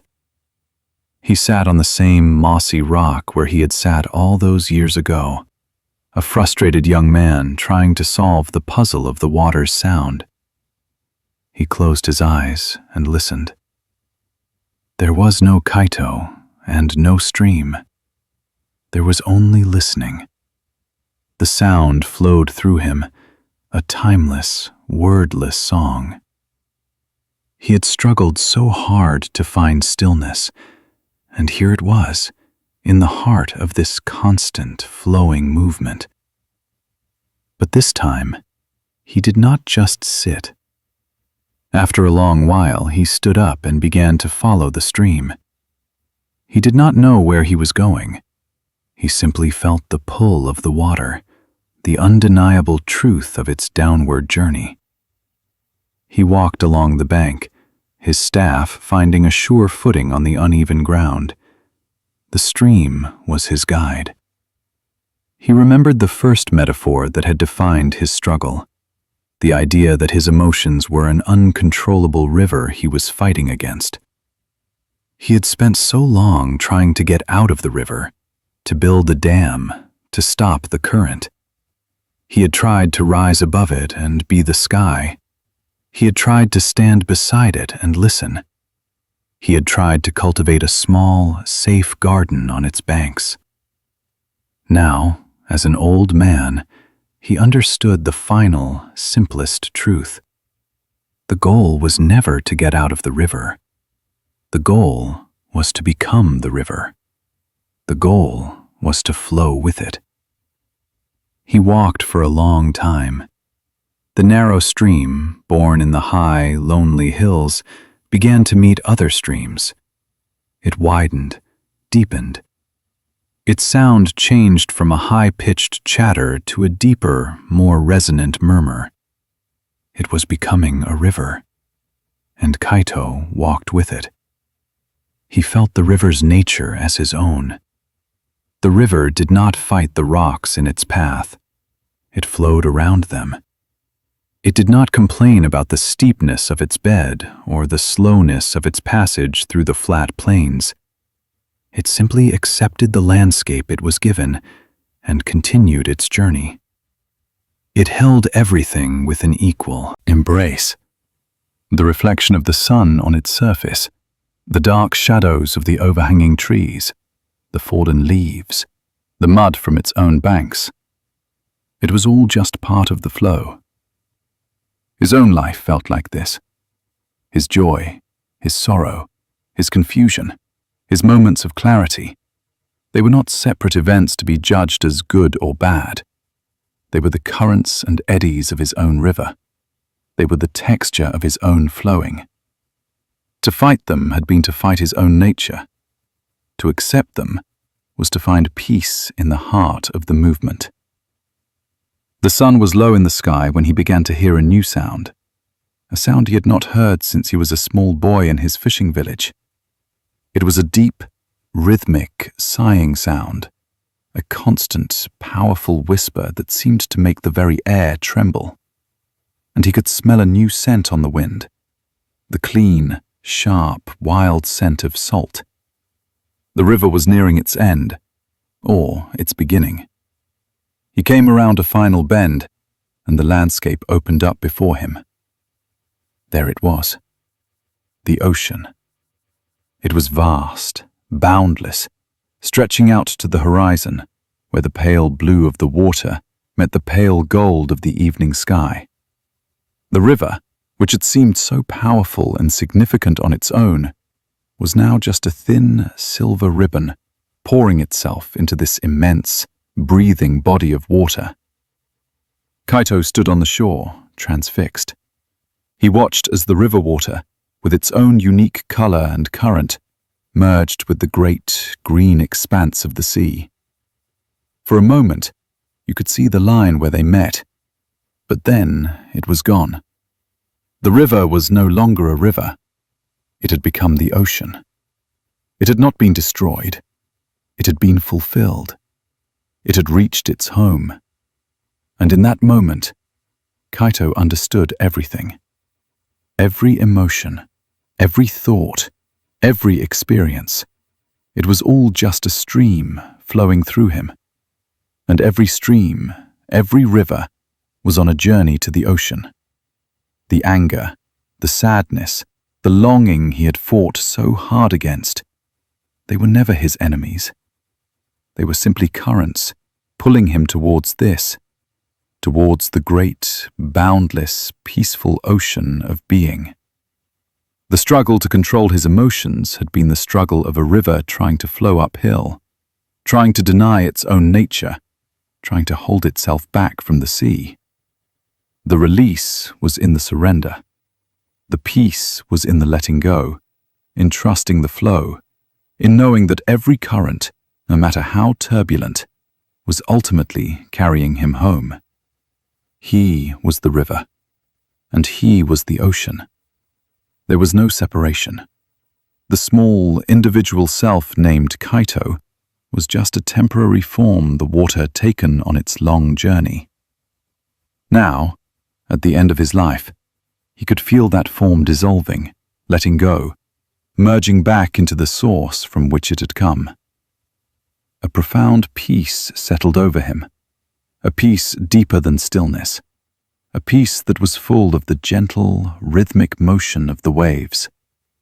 It was the peace of arrival, the peace of homecoming. He sat down on the sand, which was cooled and damp from the outgoing tide. He did not need to meditate. He did not need to practice. He was simply here. He watched the sun dip below the horizon, painting the sky in soft hues of pink and orange. He listened to the waves, a sound that was both powerful and infinitely gentle. Each wave was like a breath, the breath of the world. Inhale as the water drew back.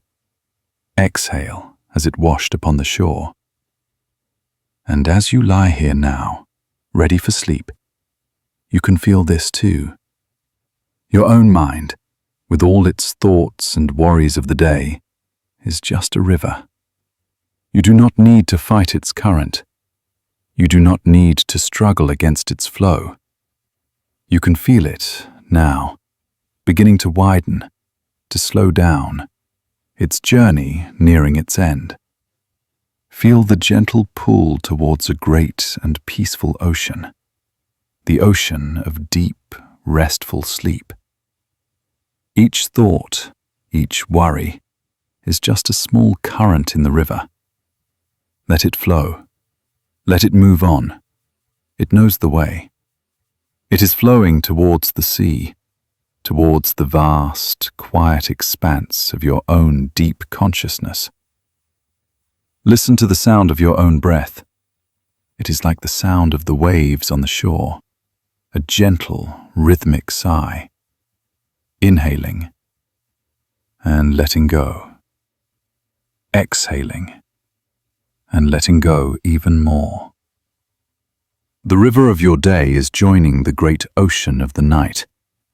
You can feel the boundaries beginning to soften. The small, separate self, the one who worries and strives, is dissolving, merging into something vast and peaceful. There is no need to hold on. There is nothing to control. There is only this gentle, inevitable flow. The river is happy to join the ocean. It is a release. It is a homecoming. Let the current carry you now. Let it carry you out into the deep, dark, silent water. The water is warm. It is safe. It holds you completely. Here, in the great ocean of being, there are no struggles. There are no ripples. There is only a profound, boundless peace. The river has joined the ocean. You are home. Rest now. Rest deeply.